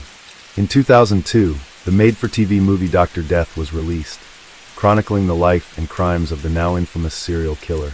In August 2019, it was announced that a new BBC 4 documentary of Shipman's life is in the works, which will feature interviews with family members who've never spoken publicly before. In January 2000, Harold Shipman was found guilty of 15 accounts of murder and 1 charge of forgery. His prison sentence was a total of 15 life sentences plus 4 years. Shipman was to spend the rest of his life in jail. However, the rest of his life would only be another 4 years. In January 2004, Harold Shipman committed suicide in his cell at Wakefield Prison. He had shown no previous signs of suicidal tendencies, so he was not considered to be at risk. Shipman's suicide perfectly embodies the deception he was capable of. It was a final insult to the families of his victims. Case 8. Pedro Lopez, known as the Monster of the Andes, was nothing like the stereotypical pop culture depiction of criminals from South America. Neither charming or possessing the outlandish style of Colombian drug lord, Lopez murdered and raped up to 300 young girls in Peru, Colombia, and Ecuador. From 1978 to 1980, Lopez strangled his way through the Andes, becoming a nightmare for young girls and parents across the region. Lopez's life combined dysfunction, poverty, and violence to breed someone known as the Monster of the Andes. Pedro Lopez was born on October 8, 1948 in Santa Isabel, Colombia. During this time, Colombia was in the first year of a civil war that would last another decade. Lopez's father was killed in the war when his mother, Belinda, was 3 months pregnant with him. Belinda, a sex worker, had 13 children. Lopez was polite as a child and wanted to be a teacher. Lopez later recalled that his mother was abusive. When he was 8 years old, his mother caught him molesting his younger sister. He later said, "My mother threw me out when I was 8 after she caught me touching my sister's breasts. She took me to the edge of town, but I found my way home again." When Lopez returned home, his mother took him on a bus to Bogotá, Colombia, where she dropped him off over 200 miles away from home. By abandoning him, Lopez's mother put fuel on the future serial killer fire. His female victim profile goes back to his troubled relationship with this mother. Yet another check mark on the serial killer bingo card. Their strained relationship made him distrustful of women. He saw his mother as the source for all the suffering and heartaches in his life.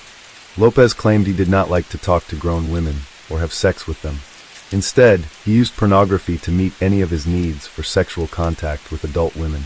While in Colombia, Lopez joined a street gang of homeless children called gamines.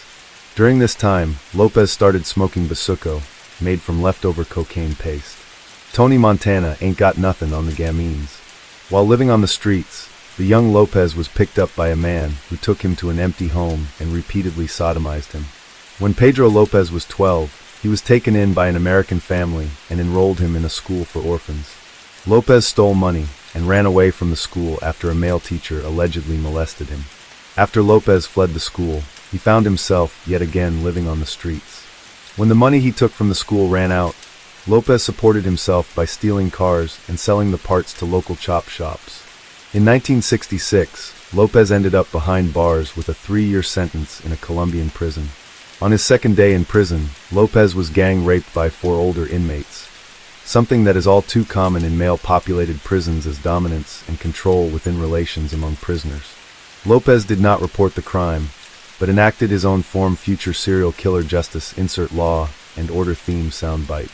In the weeks following the attack on Lopez, he fashioned a prison shank and slit the throats of 3 of the assailants over the next few weeks. Lopez received an additional 2 years added to his sentence for the murders. However, some sources say that Lopez did not receive the extra 2 years on his sentence, and that he was not suspected of the 3 murders. Based on his release in 1969, it is likely that he was not given the additional time. Not unlike other serial killers, he gave an interview while incarcerated. Often, serial killers enjoy talking about themselves at length, further feeding their narcissism. The monster of the Andes was no different. In 1992, Lopez was interviewed by Ron Leitner, a correspondent from the National Examiner. Given access to the monster's lair, Leitner's interview gave an insight into this killer no one had seen before, including information about his early life. He told Leitner he was subjected to sexual acts at a young age that had a lasting impression on him. In a rare moment of self-awareness, Lopez admitted why chose the victims he did. Pedro Lopez is quoted as saying, "I lost my innocence at age 8, so I decided to do the same to as many young girls as I could." Upon his release from prison, Lopez ended up in Peru, where he began his career as the monster of the Andes. Starting a pattern of evasion from records and authorities, Lopez made his way to Peru, where his series of murders began. Lopez started stalking and murdering young girls. Like many other serial killers, Lopez preyed on girls from lower socioeconomic classes. He would lure them to remote areas where he would rape, murder, and mutilate them and then dump their bodies. By 1978, less than a decade after his initial release from prison, Lopez later estimated that he had murdered at least 100 young girls in Peru alone. While in these remote areas of Peru, Lopez soon discovered an even easier victim to target: young girls from the native tribes in the region. The sparsely populated areas where these tribes lived were far away from the police and any form of justice.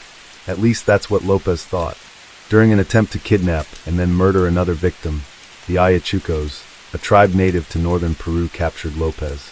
The rules of tribal law dictated that anyone caught committing such a crime would receive a death sentence. Form of punishment? Being buried alive. Metal AF. The tribe stripped Lopez nude, beat him, and buried him up to his neck. He later said of the experience, "They had placed syrup on me and were going to let me be eaten by ants. Still metal AF." Before tribal justice was served, a Christian missionary from the United States convinced the tribe to release Lopez and turn him over to the Peruvian police. Not metal, Lopez was turned over to the authorities. The missionary, a female, placed a tied-up Lopez in the back of her Jeep, drove to Colombia, and dropped him off. Lopez said in a later interview that he didn't harm her because she was too old to attract me. Lopez was deported to his native Colombia. Peruvian authorities did not consider the crimes he committed in their country or his past criminal history. Once he was back in Colombia, he spent time traveling between his homeland and Ecuador, where he continued adding victims to his count. Lopez later noted the differences in his victims depending on the country. He said, "I like the girls in Ecuador. They are more gentle and trusting, more innocent." Gross. While in Ecuador, his crimes did not go unnoticed. Hundreds of missing girls were reported, and with little help from the authorities, the victims' families set out to find their missing daughters themselves, with many placing ads in local newspapers. When the authorities took notice as the number of missing girls rose in both Colombia and Ecuador, they suspected it was a part of the growing sex slave trade in the region. Lopez's reign of terror in the Andes would soon end with the help of Mother Nature. In April 1980, a flash flood in Ecuador uncovered the bodies of 4 missing girls.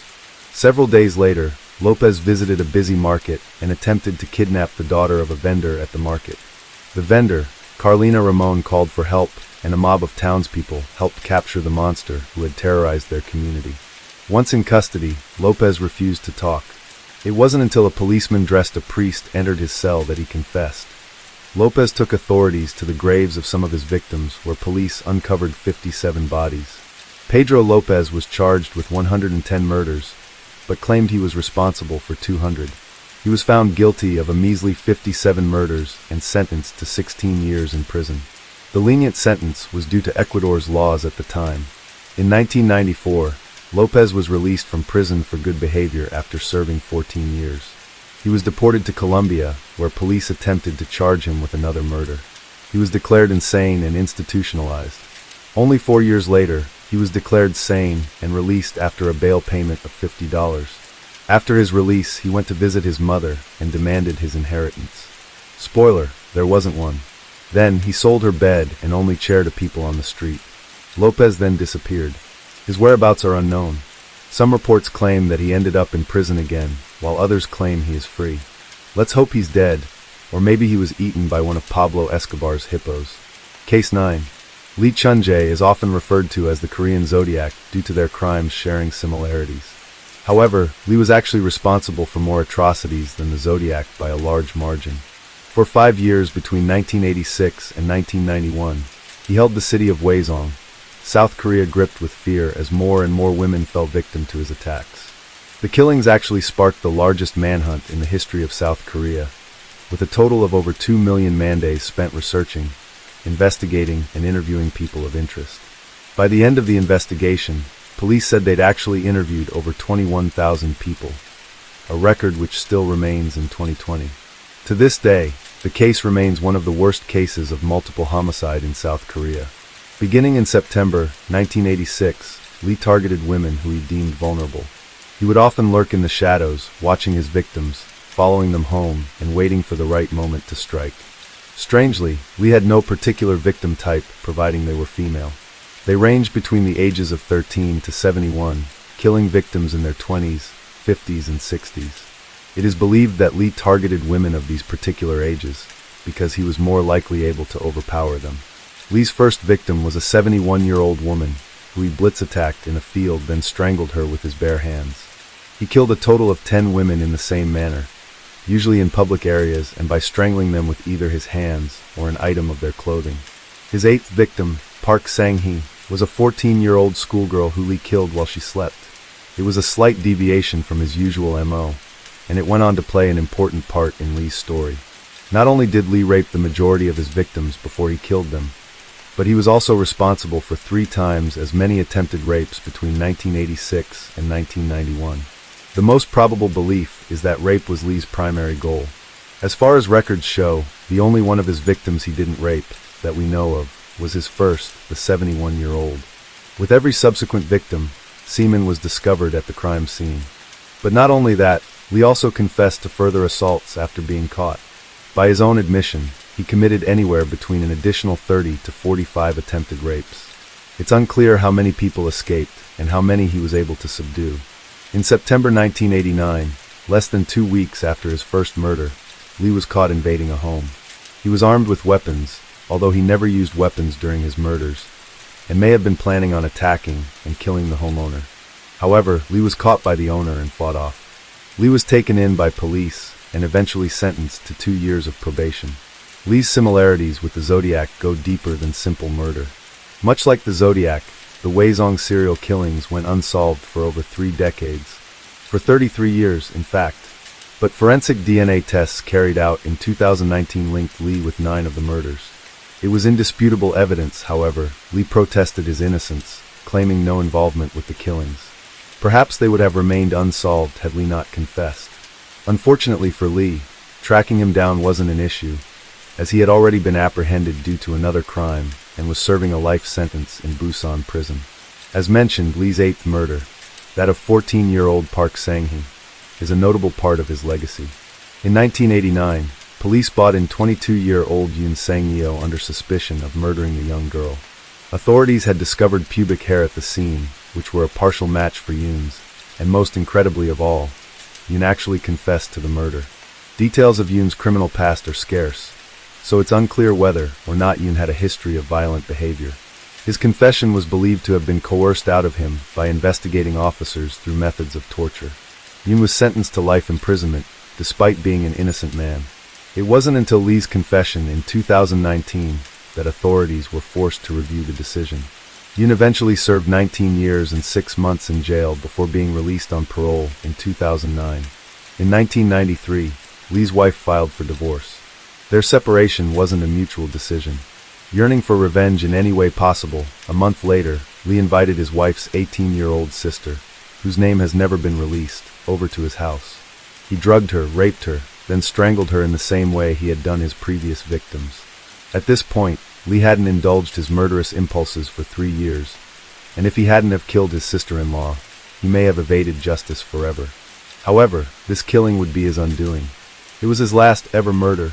Many serial killers can't help but inject themselves into ongoing investigations of their crimes. Lee was no different. While some murderers do it for egotistical purposes, some do it to alleviate suspicion of their involvement. Lee was likely the latter. Along with his father-in-law, Lee went to the police and reported that the missing sister-in-law may have been abducted. He also offered to join the search for her, but Lee's performance wasn't enough to convince police of his innocence. They were aware of Lee's sketchy history, and only 5 days later, he was arrested. Lee may have incriminated himself during questioning when he asked, "How many years do you serve in prison for rape and murder?" No one had mentioned rape and murder in conjunction with the sister-in-law's disappearance, so this raised police suspicions even further. They eventually coaxed a full confession out of Lee, although he later retracted it, claiming he'd been forced into confessing by police. Regardless, he was sentenced by the court for the rape and murder of his sister-in-law. The punishment was a death sentence, but later reduced to life in prison. South Korean officials still investigated the killings right up until the present day, and in September 2019, they made an incredible discovery. DNA samples from a piece of underwear recovered from one of crime scenes matched Lee's. Then, further inquiry linked Lee to other Weizong murders too. When questioned in prison, Lee initially denied the claims that he was indeed the person behind these infamous crimes. But on October 2, 2019, it was officially announced that South Korean police had found the man responsible for the serial murders. All 10 of the Weizong murders were officially attributed to Lee, with him reportedly having confessed to all of them willingly. This included the significant 8th murder, the one which someone else had already taken the blame for. But more chillingly, Lee confessed to an additional 5 killings, 3 of which took place in Weizong like the others, but 2 occurred in Cheongju, the capital city of the North Chungcheong province.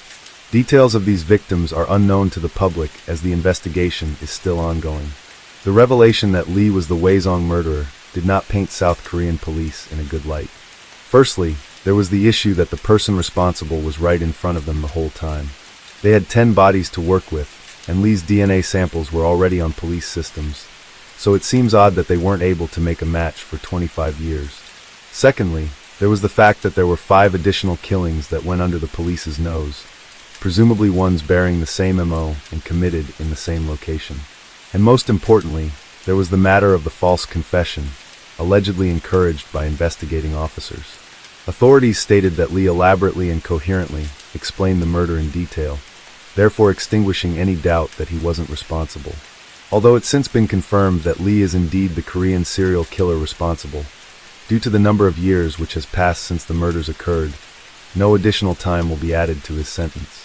The statute of limitations at the time of the Lee's killings that a person won't be held responsible for first-degree murder if legal proceedings were not initiated within 25 years.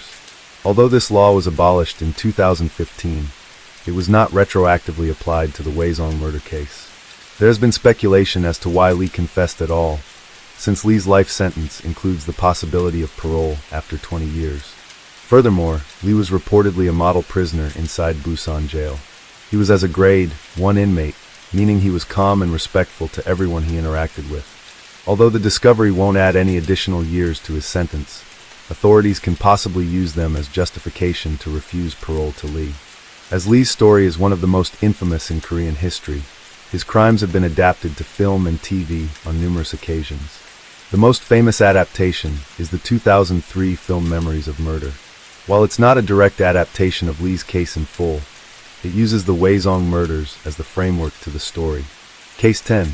Clarnell Elizabeth Kemper and Edmund Emil Kemper, 2 welcomed their second child, an only boy, into the world on December 18, 1948, in Burbank, California. Baby Ed Kemper weighed in at a whopping 13 pounds at birth. By the age of 4, he was head and shoulders taller than his peers. By the time Kemper was an adult, he grew to an impressive 6 feet 9 inches tall and weighed 250 pounds. His beastly size did little to dissuade his victims from getting into his car for their last ride. Like most serial killers, Kemper discovered his love for torture and hurting things at a young age. At the age of 10, Ed Kemper was an intelligent child with a sadistic streak that knew little bounds. For example, he once burned the family cat alive. Once the poor cat had died, Kemper dug the lifeless animal back out of the ground, dismembered it, and put its head on a spike as some sort of gross trophy. Kemper later talked about how much joy and power he felt over lying to his family about the fate of their beloved pet. A few years later, Kemper killed the family cat once again. This time he claimed he did it because the cat loved his sister more. He was jealous, so he tortured and killed the animal. He then kept the dismembered body parts as gruesome reminders of his cruelty. His mom eventually found them in his closet and got rid of them. Nothing about finding decomposing animal parts in her son's closet made Clarnell decide to seek help for her son. Ed Kemper's behavior had all the hallmarks of a future serial killer in other ways as well. He enjoyed playing gas chamber and electric chair with his sisters. The game he called electric chair entailed having his sister tie him to a chair and then flip an imaginary switch. Then Kemper would fall to the floor and writhe about, as though he was actually being put to death via electric current. Like Richard Ramirez, Ed Kemper suffered 2 traumatic near-death experiences as a kid. His sister once tried to push him in front of a moving train. His sister enjoyed more success when she pushed him into the deep end of a pool where Kemper nearly drowned. Whether or not early near-death experiences have any impact on a person becoming a serial killer is yet to be figured out. But this is an interesting commonality between monsters. Ed Kemper's parents divorced in 1957. Kemper was 9. He was very close to his father, so the young boy was devastated when he was forced to move to Helena, Montana with his violent, abusive mother. Kemper's father was a World War II vet who had experienced violent, life-altering events during his wartime career as a nuclear weapons tester. The senior Kemper knew his wife could be an absolute monster. He was quoted as saying, "Suicide missions in wartime and the atomic bomb testings were nothing compared to living with her," and also that she treated him in a way that left him feeling worse than wartime did. As a grown man, more than 396 days and nights of fighting on the front did. Yet, when the couple split, he allowed his wife to take the children far from the only home they knew. A young Ed Kemper suffered at the hands of his abusive, neurotic, alcoholic mother. She constantly belittled, made fun of, and terrorized the boy. She made him sleep in the cold basement because she said she was afraid he would harm his sisters. Maybe she was onto something there. She refused to coddle the boy, denying him affection for fear she would turn him gay. She would constantly make fun of his size, as Kemper stood 6 feet 4 inches tall at 15 years old. She would call him a real weirdo, and tell him no woman would ever want him, as he was just like his father, the same father young Kemper adored. After suffering near constant abuse at the hands of his mother for 5 long years, Kemper ran away, back to California to be with his father again. Kemper lived with his father again for a short time. However, Kemper's presence made it difficult for his father to enjoy his new life. He had remarried and gained a stepson. Kemper was sent to North Fork in the mountains of California to reside with his paternal grandparents, Maud and Ed Kemper. Sending Kemper away to live with his grandparents felt very much like rejection by his father. Once there, Kemper did not settle quietly into his new life. He felt his grandmother was senile and projected his hate for his mother onto the woman. He accused his grandma of emasculating his grandfather and himself, just as his mother did to Kemper and his father. It wasn't long before tensions in his grandparents' home became too much for Kemper to deal with. On August 27, 1964, when Kemper was only 15 years old, Kemper argued with his grandmother while at the kitchen table. She asked him to stop killing birds. This enraged Kemper, causing him to storm off and grab the .22 caliber rifle his grandfather had given him for hunting. He then shot his grandmother once in the head and twice in the back. Some reports state there were multiple post-mortem stab wounds over the woman's body, a clear sign of the rage brewing in the mind of a young Edmund Kemper. Kemper was not finished with his first kills. He waiting for his grandfather to come home, shooting him in the driveway. He later said he only killed his grandfather to keep him from finding his dead wife. Kemper's youth and inexperience got the best of him at this point. He was unsure of what to do after murdering his grandparents. So he called his mother. Surely, with as cruel as she was, she would be the right person to call when looking for what to do after committing his first brutal murders. His mother advised the boy to call the police and wait for them to arrive. Ed Kemper was diagnosed as having paranoid schizophrenia by court psychiatrists before being sentenced to the California Youth Authority and placed in the Atascadero State Hospital Criminally Insane Unit. Psychiatrists felt the murders of his grandparents were a way for Kemper to get back at his parents for the rejection of by his father and abuse at the hands of his mother. While at Atascadero State Hospital, another set of psychiatrists performed their own battery of tests. They felt Kemper was not at all a paranoid schizophrenic. The tests given to Kemper indicated that he showed no flight of ideas, no interference with thought, no expression of delusions or hallucinations, and no evidence of bizarre thinking. These are all hallmarks of a diagnosis of paranoid schizophrenia. Kemper was instead diagnosed as having a personality trait disturbance, passive-aggressive type. Initially, Kemper's IQ was tested at 136. Later he was retested as having an IQ of 145. Kemper was a model prisoner. He worked to endear himself to staff at the hospital, eventually gaining the ability to perform psychiatric tests on other patients. Like John Wayne Gacy, Kemper became a member of the JCs while hospitalized. While administering tests to other inmates, Kemper learned how to take the tests to ensure his desired test results. He also gained knowledge from working with the sex offenders in the hospital. For example, Kemper learned it was best to kill a woman after raping her, so as not to leave any witnesses. On his 21st birthday, Kemper was paroled from Atascadero State Hospital. He was released to his mother, despite the recommendations of psychiatrists. He further charmed parole officials into having his juvenile records permanently expunged within a few years of his parole. This means there was no official record of this man who had committed atrocious acts against his very own family. After spending some time living with his mother, Kemper moved in with a friend in Alameda. His mother was still very much a nuisance in his life, with phone calls and stopping over all the time. Kemper began working for the highway department and became engaged to a 16-year-old high school student. With a settlement he received for a motorcycle accident, Ed Kemper purchased the faded yellow 1969 Ford Galaxy. It was while driving around this vehicle that Kemper began to notice the larger number of hitchhikers, mostly college students who happened to be young women. This caused him to begin building his kill kit, including knives, blankets, bags, and handcuffs. He claims to have picked up and dropped off more than 150 young women during this time, not killing anyone until his gross sexual urges took over. Kemper referred to these urges as little zapples, and he soon followed those urges. Ed Kemper began acting on his dark urges in the early summer of 1972. For 11 months, Kemper picked up female hitchhikers and murdered them. Ed Kemper victims were mostly young female college students. He took the bodies back to his home, where he would dismember them and perform sex acts with the severed heads and bodies. Kemper would often kill after falling victim to one of his mother's violent outbursts. After interviewing Kemper, psychiatrists believed he was using the young female victims as a surrogate for his mother, the one he really wanted to kill. Kemper's first pair of victims were Mary and Pesci and Anita Lucchesa. On May 7, 1972, both 18-year-old girls were hitchhiking on their way to Stanford University when Kemper offered them a ride. Remembering what he had learned about leaving no witnesses, Kemper placed Pesci in handcuffs and locked Lucchesa in the truck. He then stabbed and strangled each girl, one at a time. He placed both girls in the trunk of his car and drove to his apartment.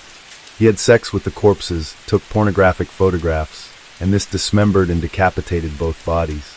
Once finished with his gross hobby, he dumped the heads of both girls into a ravine. The bodies were dumped nearby. When and Pesci's head was discovered the following August, an extensive search failed to turn up the bodies or the head of Anita Lucchesa. A Korean dance student, 15-year-old Aiko Koo, was Kemper's next victim. On September 14, 1972, Koo decided to hitchhike home after a dance class because she had missed her bus. After driving to a wooded area, as he did with his first murders, Kemper unwittingly locked himself out of his car after brandishing a gun at Koo. Aiko Koo let Kemper back into his car despite his flashing a gun. He then choked her until she lost consciousness. He raped the girl, killed her, and took her body back to his apartment. Once there, he dismembered her body and treated it much the same way he did his first two female victims. Her body was not found, although her parents made exhaustive efforts to locate her. College students as his preferred victims. On January 7, 1973, Cindy Shaw was murdered and dismembered after accepting a ride from Kemper. He took her body back to his mother's home where he dismembered her and did disgusting things with her dead body. There were multiple warnings issued to the public about taking rides from cars without a university sticker on the window. Ed Kemper's mother's car had that very sticker. Kemper, despite his size, appeared to be a very normal, unassuming person. Rosalind Thorpe and Allison Liu fell victim to Kemper on February 5, 1973. Kemper needed to kill after an ugly argument with his mother. Ed Kemper differed from his usual MO by beheading the bodies in his car before returning to his mother's house to finish his sick game. Kemper's final murders allowed him to exact the revenge he sought out his entire life. On the night of April 20, 1973, Kemper entered his mother's room where found her sitting in her bed, reading a book. She said to him, "I suppose you're going to want to sit up all night and talk now." Kemper replied, "No, good night." He left the room and waited for his mother to fall asleep before returning to slit her throat and beat her with a claw hammer. He repeated his usual beheading his victim and then engaging in sex acts with the severed head. Only this time, it was his own mother's head. He went above and beyond his normal sickness with this killing. After he was finished with his sixth sex act, he used her head as a dartboard, placed the head on a bookshelf and screamed at it for an hour, and then cut her tongue and larynx out. These he threw into the garbage disposal that he then raped what was left of his mother, hid her in the closet, and went out for a drink. Sounds normal. Kemper was far from done on this night. He called his mother's best friend, Sally Hallett, and invited her over for dinner. He strangled her, decapitated her, and then spent the night defiling her headless body. After he finished with the body, he stuffed her into a closet. Ed Kemper was finished. Not long after hiding the body of Sally Hallett, he called the police, confessed to killing his mother and her friend. Much like the killing of his grandparents, he then waited for the police to arrive. Kemper faced 8 counts of first-degree murder. He attempted to end his own life twice while awaiting trial. While Kemper's attorney tried to enter a plea of not guilty by reason of insanity, court-appointed psychiatrists found Kemper to be sane, despite a confession of cannibalism, which Kemper later recanted. Kemper requested death by torture. However, California had a moratorium on the death penalty during that time. He received 7 years to life for each count of first-degree murder to be served concurrently. Instead of prison, Kemper was sent to the California Medical Facility. At the age of 69, Edmund Kemper is still a resident of the California Medical Facility. He lives among general population and is said to be a model prisoner. He first came eligible for parole in 1979. He was denied parole in 1979, 1980, 1981, in 1982. After those denials, Kemper waited his right to a parole hearing, stating his belief that no one will ever grant him parole. Perhaps Kemper is one of those people who actually thrive within the confines of prison. He waived his hearing in 2017. Kemper won't become eligible for parole again until 2025. There are multiple interesting, in-depth interviews available with Ed Kemper. He discusses his belief that there are multiple spree killers at work in the United States. He talks about his passion for killing and how the urge would overtake him. He states he felt some semblance of guilt or apprehension over killing young women. The videos of the interview show a very average-looking man discussing his penchant for extreme violence. The Netflix series Mindhunter features a number of scenes with Ed Kemper in the first season. Ed Kemper proves to offer valuable insight into the mind of this type of killer. His character discusses his mother and how she turned him into a monster. He discusses again his theory of how many serial killers there are at work in America at any given time. The actor portraying Ed Kemper did a wonderful job capturing his attempts at being a normal person who also kills and does despicable things to his victims. His scenes are dark, chilling, and disturbing. Ed Kemper quotes, "One side of me says, I'd like to talk to her, date her. The other side of me says, I wonder what her head would look like on a stick. I remember there was actually a sexual thrill. You hear that little pop and pull their heads off and hold their heads up by the hair. Whipping their heads off, their body sitting there. That'd get me off. With a girl, there's a lot left in the girl's body without a head. Of course, the personality is gone. I just wanted to see how it felt to shoot grandma. If I killed them, they couldn't reject me as a man. It was more or less making a doll out of a human being. And carrying out my fantasies with a doll, a living human doll." Case 11. Edward Theodore Gain was born in a small Wisconsin farming community in the early 1900s and is one of the most notorious serial killers from Wisconsin. Gain's mother Augusta was a controlling, domineering, and deeply religious woman who isolated Ed and taught him that women were evil. The two lived alone after the deaths of Ed's father and brother. After her death, Ed began to act on his morbid fascination with the female body. He studied anatomy texts and accounts of the terrible experiments performed by the Nazis in concentration camps. He then moved on to grave robbing, digging up recently buried female corpses from nearby cemeteries. He chose the bodies of women who were roughly the age of his mother at the time of her death. He dissected the bodies, keeping the sexual organs and making suits out of the skins, the inspiration for Buffalo Bill and Silence of the Lambs. At some point, he moved on from grave robbing to murder, choosing middle-aged women similar to his mother as his victims. The reclusive Gain's presence in town was connected to the disappearance of one local woman, and when authorities went to his isolated farmhouse, they discovered a true house of horrors. The farmhouse was filled with Ed's ghastly souvenirs. Here are some Ed Gain crime scene photos of his house. Among the discoveries, a decapitated and gutted female body hung upside down in the kitchen, the most recent victim. Bowls made out of skulls, lampshades, chair upholstery, and a wastebasket made from human skin. 9 skinned faces of women hanging on the bedroom wall. A belt made of nipples, skulls on the bed posts, leggings and a corset made from skin, and a box full of female private parts. This is only a partial list.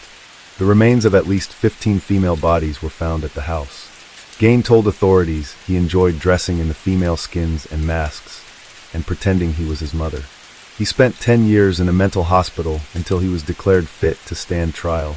He was found guilty of murder, and also criminally insane.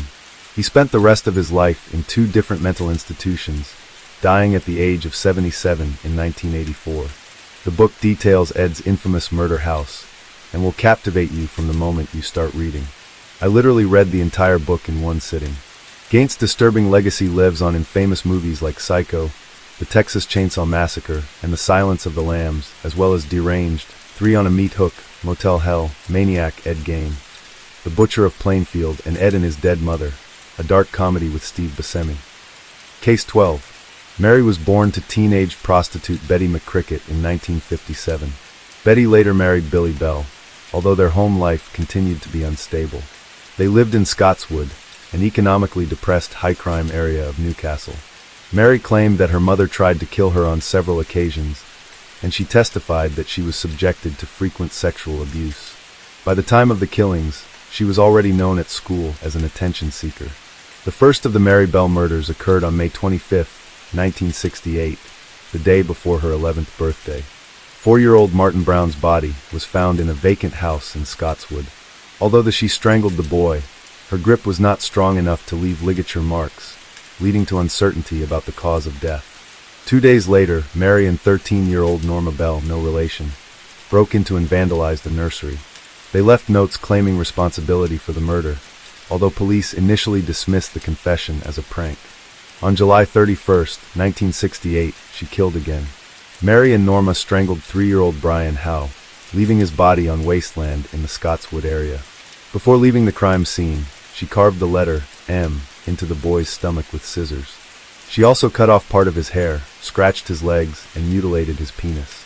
The medical examiner suspected the criminal might be a child because relatively little force was used. Eventually they linked Brown's murder with Howe's, and police questioned children throughout the area, looking for anyone with clues to Howe's murder, or anyone who couldn't substantiate their whereabouts. The break in the case came when Mary and Norma gave inconsistent answers. Detectives brought in both girls for further questioning.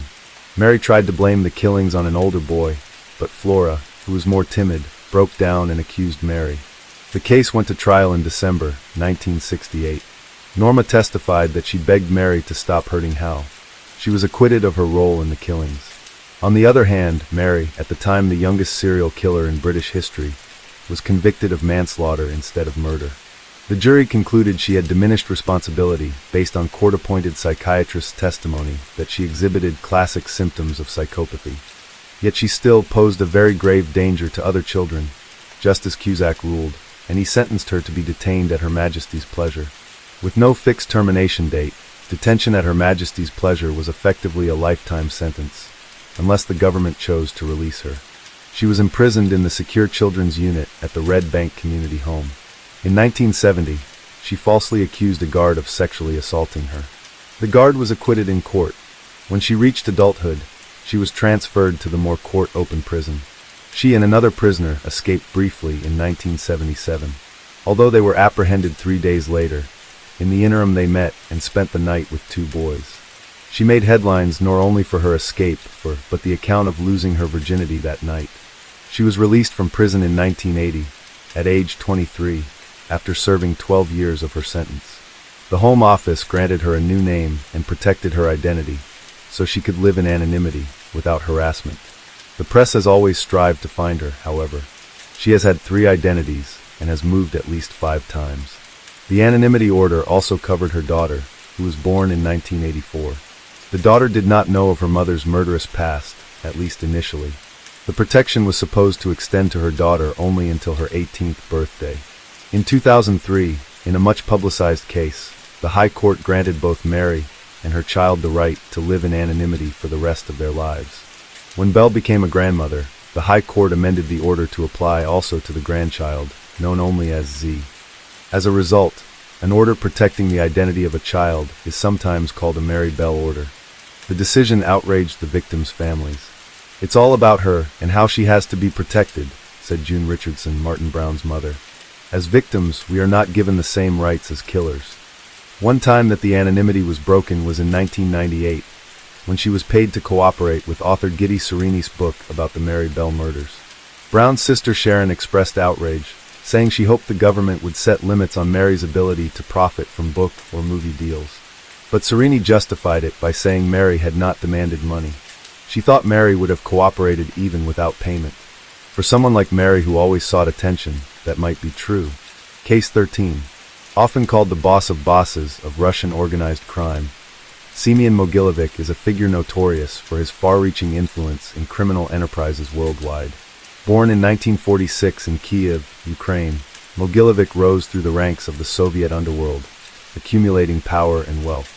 He forged international connections that would make him one of the world's most elusive and powerful crime lords. Mogilevic's operations extended across Europe, North America, and the former Soviet states. He became involved in an array of illicit activities including arms trafficking, money laundering, extortion, drug distribution, and more. Mogilevic's influence grew in the 1980s after he joined the Lubeltskaya and Saltsevskaya Bratva, 2 powerful Russian crime syndicates.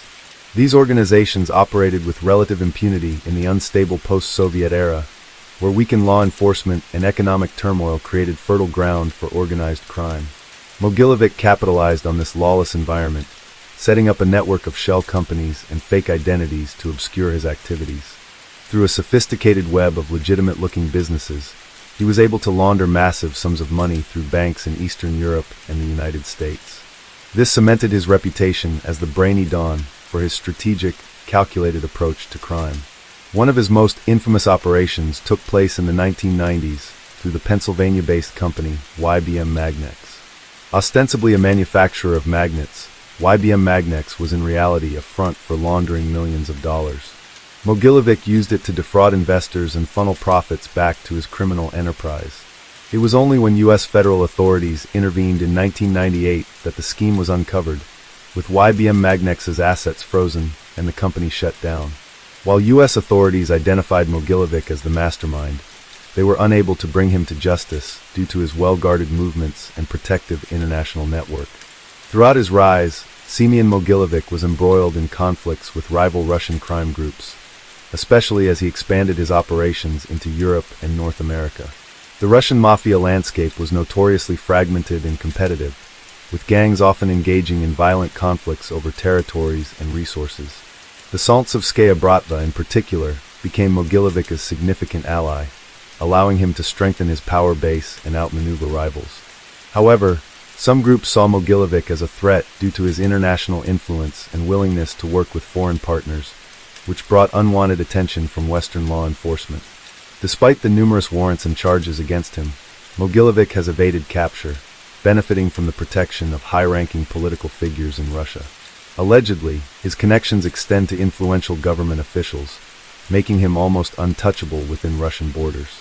In 2009, the FBI added Mogilevich to its 10 most wanted list, though he was later removed as authorities acknowledged the unlikelihood of his capture without cooperation from Russian law enforcement. His elusiveness has made him a symbol of the intersection between organized crime and state protection. Mogilevich's legacy is one of global crime and corruption. His success in evading capture underscores the challenges of combating organized crime across international borders, especially when criminals have state protection. Today, he remains a shadowy figure whose influence has shaped the face of Russian organized crime. His story highlights the difficulties of prosecuting powerful criminal figures who operate across multiple jurisdictions with virtual impunity. Case 14.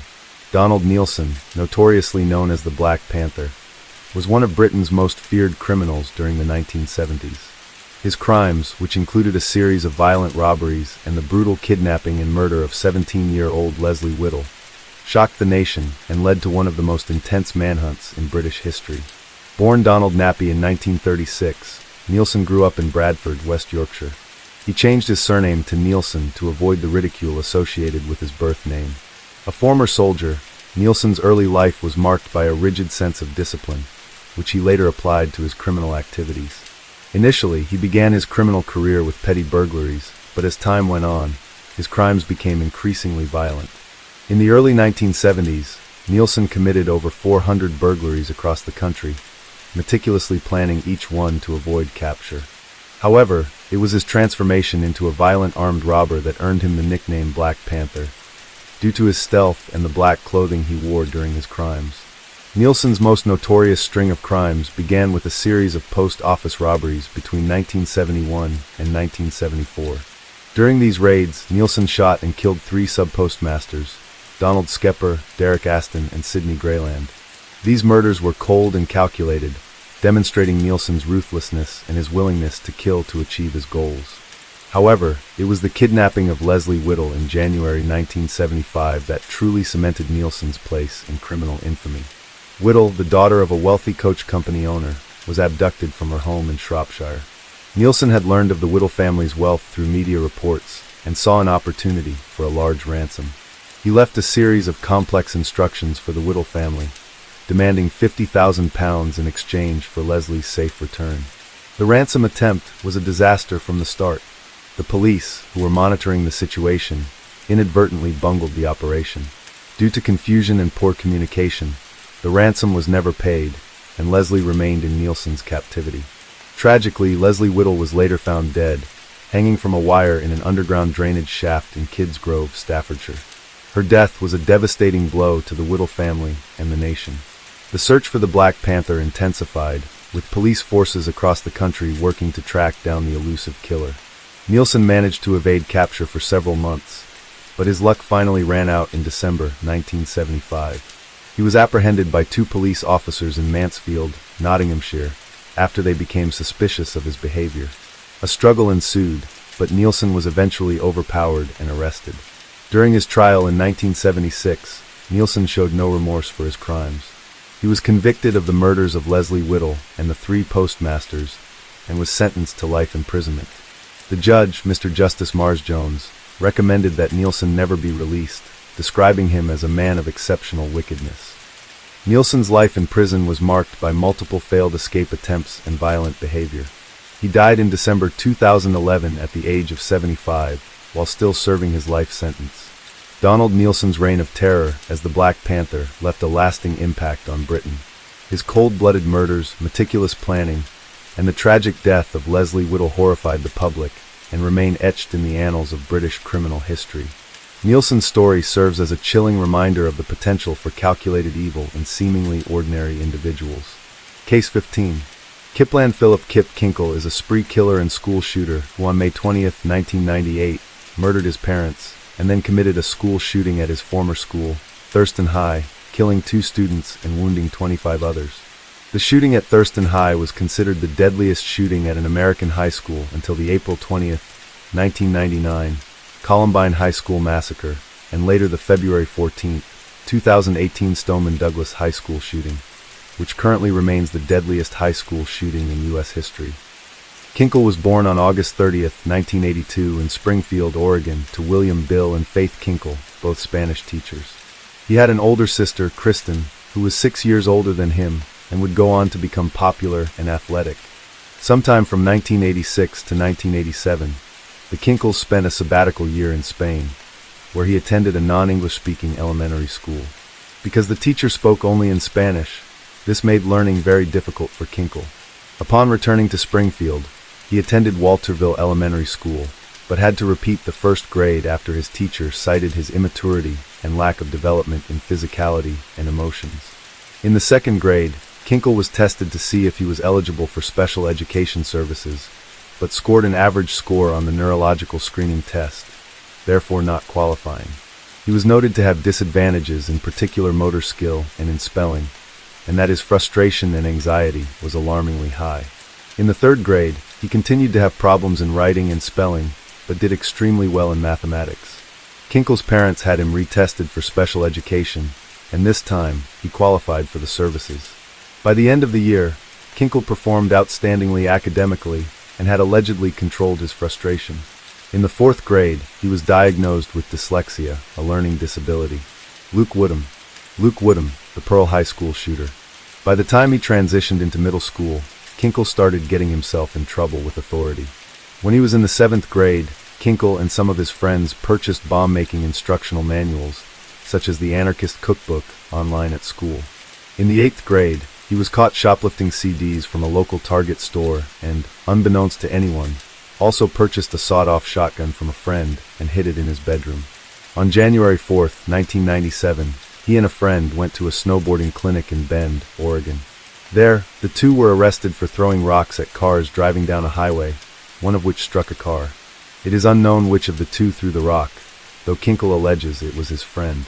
Both were charged and referred to the Department of Youth Services, where Bill and Faith picked Kinkle up. As a result of this incident, Kinkle was brought to psychologist Dr. Jeffrey Hicks by his mother. In this meeting, Hicks didn't find any signs of a thought disorder or psychosis and diagnosed Kinkle with major depressive disorder. Also, according to his notes, Kinkle became tearful when talking about his father, whom he had a strained relationship with. On February 26th, he and his parents visited psychologist Dr. John Crumbly, who described Kinkle as being remorseful about the rock-throwing incident. Kinkle was eventually sentenced to 32 hours of community service. Bethel 20 of Ramsey. Evan Ramsey, the Bethel High School shooter. Despite his visits with Hicks, which told of Kinkle's improvement, he was suspended for 2 days on April 23rd for assaulting a student after Kinkle was shoved by him. On April 29th, he was suspended again for 3 days after throwing a pencil at another student. On June 2nd, Hicks recommended the use of antidepressants, and Kinkle was soon put onto Prozac, which seemed to work. On June 27th, Kinkle was allowed to purchase a gun and bought a 9mm Glock 19 semi-automatic pistol. The purchase was made without Dr. Hicks' knowledge. Initially, Bill didn't allow for guns to be in the house, but changed his mind in order to allow Kinkle to take some gun safety lessons.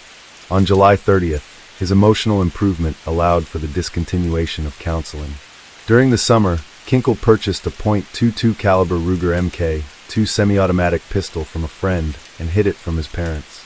When the summer ended, he entered Thurston High School, where he excelled academically and was even invited for the freshman football team. On September 30th, Bill purchased a .22 caliber Ruger 10/22 semi-automatic rifle for Kinkle. He also purchased a hunting knife. At this point, he had begun hanging out with a tougher group of students and played with explosives, excusing the latter as means to vent out his anger. Michael Carneal, the Heath High School shooter. During Kinkle's time in high school, a string of school shootings occurred. First, on October 1st, 16-year-old Luke Woodham stabbed and bludgeoned his mother to death, then used a Marlin Model 336.30-30 caliber lever-action rifle to kill 2 students and injured 7 others at Pearl High School in Pearl, Mississippi, before being apprehended and arrested. This was followed by another school shooting in West Paducah, Kentucky, on December 1st, when 14-year-old Michael Carneal opened fire on a group of praying students at Heath High School, killing 3 and injuring 5, before surrendering to authorities. He used a .22 caliber Ruger Mk2 semi-automatic pistol, one of the weapons Kinkle would bring to Thurston High. Finally, on March 24, 1998, Westside Middle School students Mitchell Johnson and Andrew Golden lured the entire school population out with a fire alarm before opening fire on them with 2 semi-automatic rifles, a bolt-action rifle, and 4 handguns, killing 4 students and 1 teacher, also injuring 9 other students and 1 other teacher. Both were then arrested by police. Kinkle and a friend watched news coverage of the massacre, both commenting that it was pretty cool. Sometime during May, he and several other friends toilet papered a house using 400 rolls of toilet paper in order to beat a school record. Though they accomplished their goal, the group was caught. On May 19th, Kinkle arranged for the purchase of a stolen .32 caliber Beretta semi-automatic pistol from Corey Ewart. The next day, on May 20th, Kinkle arrived at Thurston High at approximately 8 a.m. and purchased the Beretta from Ewart for about $110 and hid it in his locker. Sometime later, the owner of the Beretta, Scott Keeney, called the school to report his missing gun and his belief that one of the students, who was a friend of his son's, stole it. At 9:15 a.m., Kinkle confessed to having the gun to Detective Al Worthen, who was coincidentally at the school, and he and Ewart were arrested for the crime, both being suspended from school, pending expulsion. At 3 p.m., Bill arrived at the police station after being informed of Kinkle's arrest and picked him up. Upon arriving home, Bill threatened him with the prospect of being sent to boarding school if he did not change his behavior. At 3:30 p.m., Kinkle grabbed the Ruger 10/22 rifle and killed his father with a shot to the back of the head as Bill was seated at the kitchen table, drinking coffee. He then dragged his body to the bathroom and covered it with a sheet.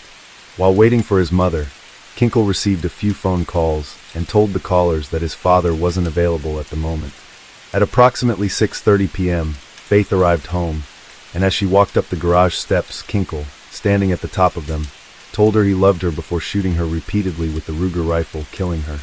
He then dragged her body across the garage floor and, like he had with Bill, covered it with a sheet. On May 21st, the following morning, Kinkle listened to the song Liebestod 1 from the 1996 film Romeo and Juliet. He then left the house, dressed in a long trench coat that hid his 3 firearms, and also had his hunting knife taped to his leg.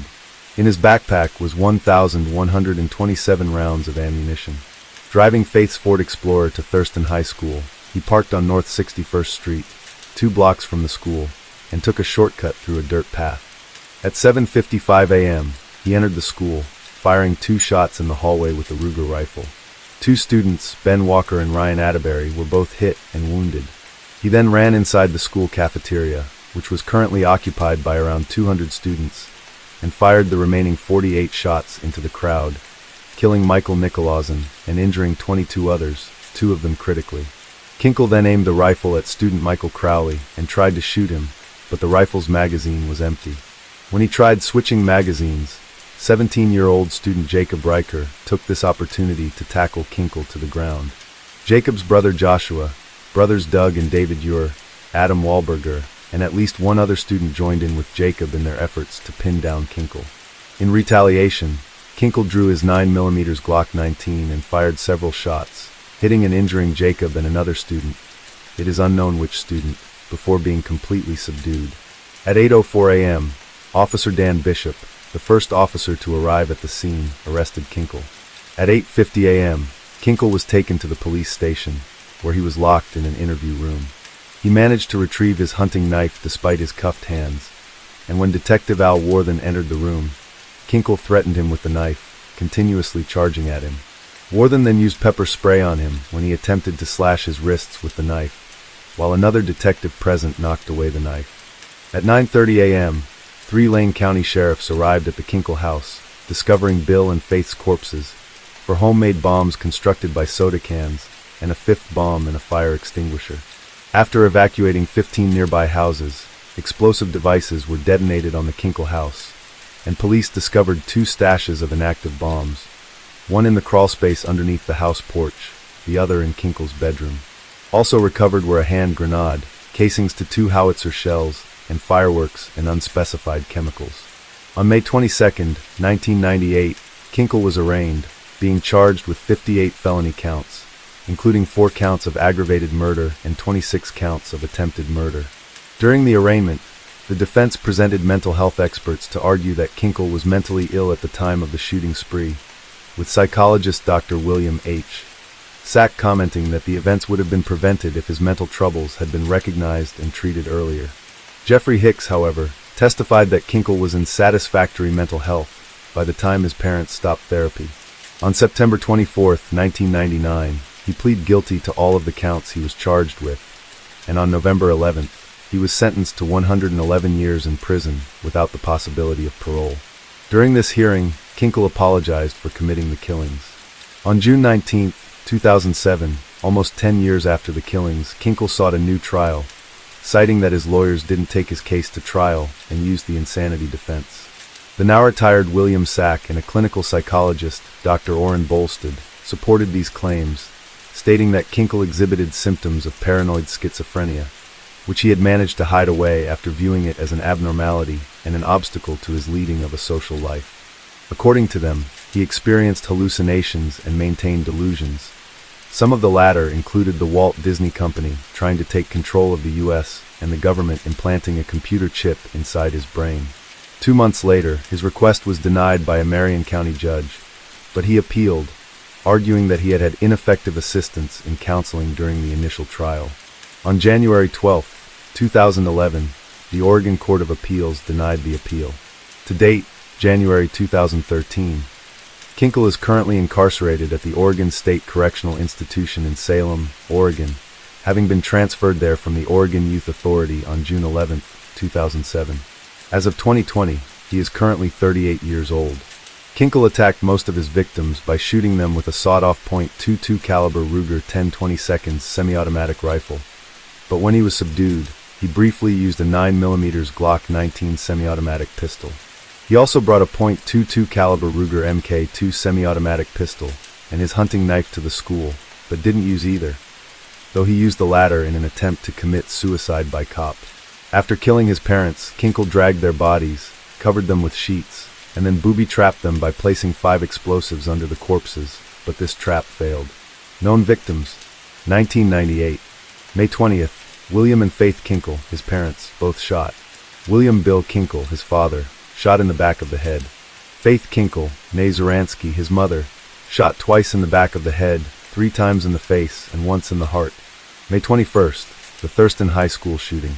The hallway shooting: Ben Walker, 16, shot with a .22 rifle, died at the hospital. The school cafeteria shooting: Michael Nicolausen, 17, shot with a .22 rifle. May 21st, 1998, the Thurston High School shooting.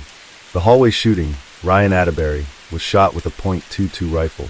The school cafeteria shooting: Jennifer Aldridge, shot in the hand and chest with a .22 rifle.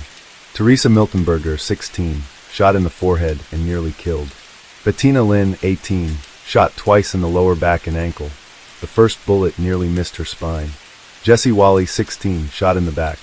18 other unnamed students, all injured. Michael Crowley attempted to shoot with a .22 rifle, but it was empty. Jacob Riker, 17, shot in the lung with a .22 rifle, then shot in the knuckle with a 9mm handgun. An unnamed student was shot with a 9mm handgun. Numerous unnamed people attempted to kill with explosives. Detective Al Worthen attempted to charge with a knife. Note, numerous other students were also injured, but not by gunshot wounds. Instead, they were wounded during a resulting stampede.